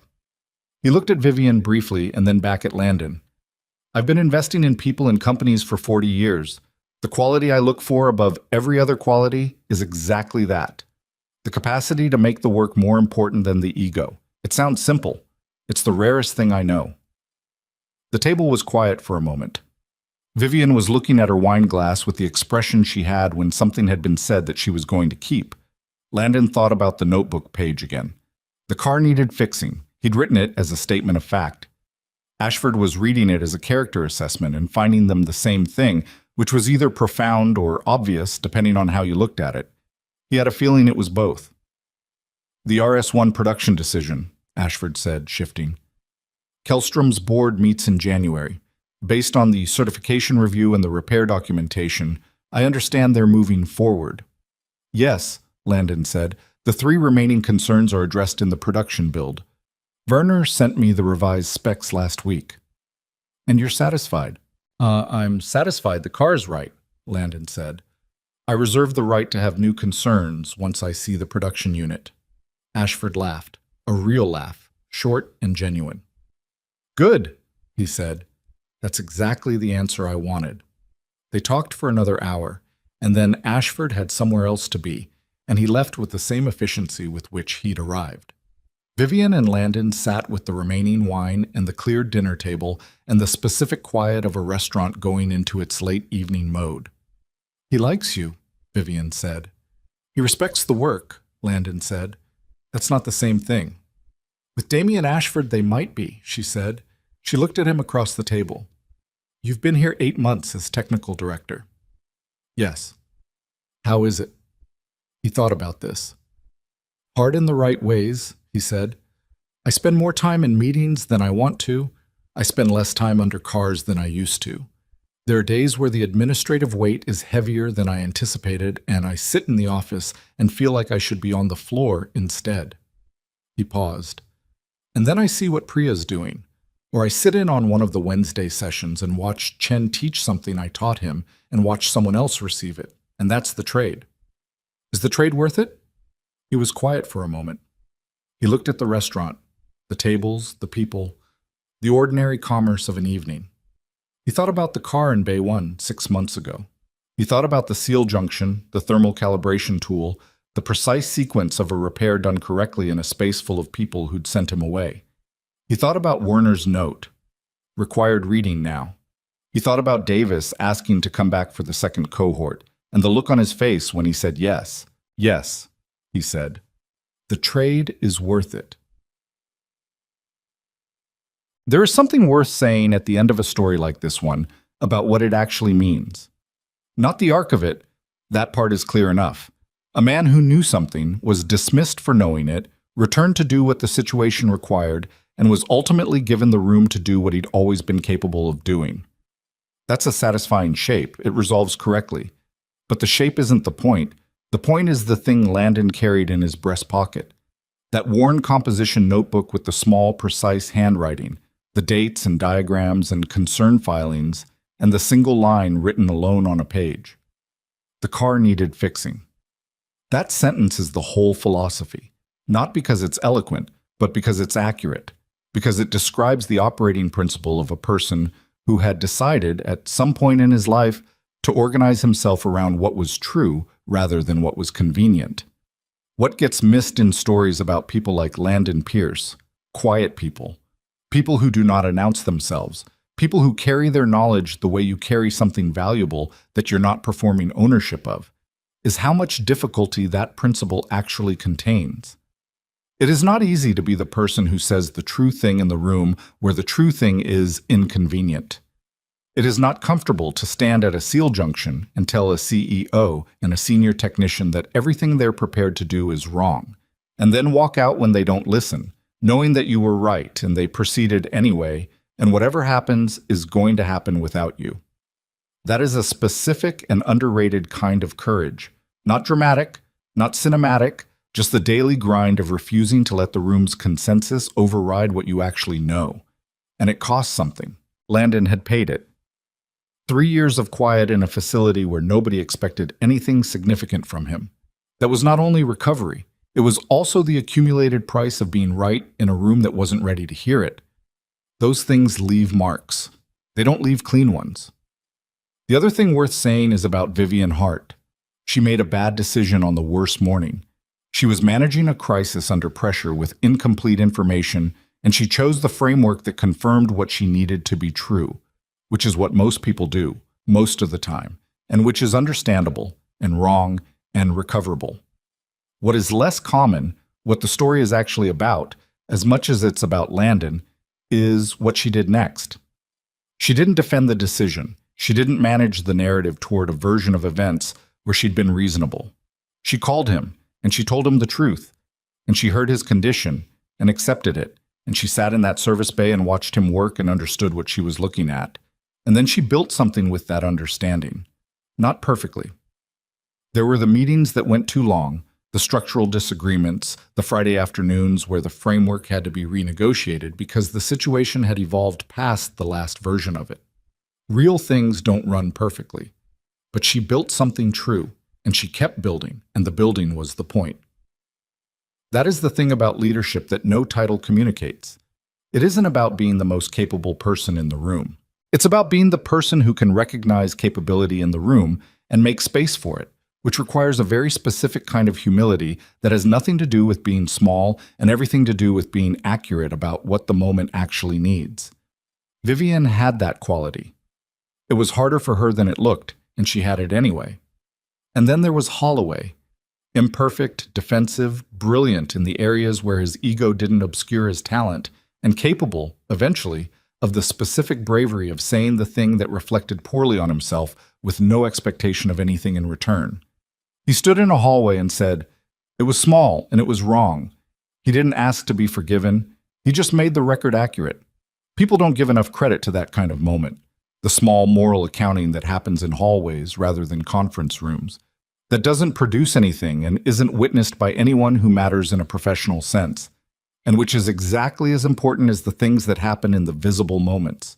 And Chen, who turned around, who ran the Wednesday sessions and taught what he'd learned to people who needed it one step earlier than he was one step ahead, which is the mechanism by which knowledge actually propagates through the world, not in lectures from the top, but in the lateral transmission of people who just learned something, sharing it with the person beside them. And Priya, who said something about a car because the new environment had made saying it feel safe. And Tomas, working out what kind of person he was going to be. And Davis, coming back for the second cohort. All of them the story, not the background. There's a version of this narrative where the lesson is about individual genius, the lone expert who sees what others can't and proves himself against institutional resistance. That version is simpler and less accurate. What Landon had was not primarily genius. It was deep knowledge, patiently built, combined with the discipline to trust it over the room's consensus when the room was wrong, and the willingness, when given the chance, to give that knowledge away. That last part is the underrated part. The knowledge meant nothing in the archive. It meant nothing when it sat in his head in the 3 years of quiet. It meant something when it fixed a car, and then kept meaning something because he turned around and showed people what he knew. The notebooks filled. Not one. He'd started a third by the time the apprenticeship program's first cohort completed. Small composition books from the drugstore, worn at the corners, full of numbers and diagrams and occasional single sentences that were the distillate of something larger. He left them on the workbench sometimes. People read them. They were difficult to follow if you didn't have context and completely legible if you did, which was a reasonable description of most useful knowledge. He drove the Civic until the transmission finally committed to its long-threatened failure in February, at which point he replaced it with a slightly newer Civic with a cracked mirror on the other side, which Cortez noticed and mentioned, and Landon said he'd look at it and never did. He went to Geneva in the spring for the RS2 concept review. He came back with 4 new pages in his notebook and a working relationship with Marco Frey that had the quality of 2 people who had found the specific pleasure of thinking about a hard problem alongside someone who makes you think better, which is its own category of human experience. The Wednesday sessions continued. The apprenticeship program completed its second cohort. Davis presented his technical assessment on the last Friday of the second cohort with the quiet confidence of a person who had been through something difficult twice and found, the second time, what had been missing. Landon sat on the panel and gave his assessment directly, as he always did, and his assessment was good. On a Tuesday evening in late spring, Landon was the last person in the building. He'd been finishing a diagnostic on a vehicle that had been giving him a specific interesting problem, intermittent behavior in the fuel delivery system that didn't correspond to any standard fault pattern and which had required him to sit with the car in a way he hadn't sat with a car in months, just the 2 of them in the quiet of Bay 1, him and the machine and the problem between them. He found it at 7:45, a vapor lock condition that was masking a secondary injector fault, the combination of which produced symptoms that matched neither issue individually. It was unusual and elegant in the specific way that mechanical problems were sometimes elegant, the kind of failure that required 2 separate things to be slightly wrong simultaneously in order to manifest at all. He documented it carefully in the notebook. He wrote the solution in the same careful hand. He would present it at the Wednesday session. He stood up from the car. The bay was quiet. The building was empty. The service floor held its familiar smell of coolant and metal and the specific industrial cold of a space that spent its days containing heat and noise and its evenings containing neither. He looked around the floor. Bay 1, where the RS-1 had sat 6 months ago and where he had spent 3 hours doing the most consequential work of his recent life, except that the work had felt like all the other work because the work always felt like the work. Bay 2, where the Wednesday sessions had started with 5 people and 6 cups of coffee and 13 questions about thermal management. Bay 3, where a Porsche had waited patiently while he figured out what he was going to do. He turned off the bay lights. He walked through the dark to the exit. Outside, the Los Angeles night was doing what it did, warm and indifferent, and full of its own complicated commerce, the city making no particular provision for the fact that something had ended or begun or continued here, which was exactly right. The city didn't know. The city didn't need to know. The work had happened, and the work had mattered, and the record was accurate, and the cars were fixed. He got in the Civic. He put the notebook in his breast pocket. He drove home through a city that had no idea he was in it, which was, as it had always been, perfectly fine.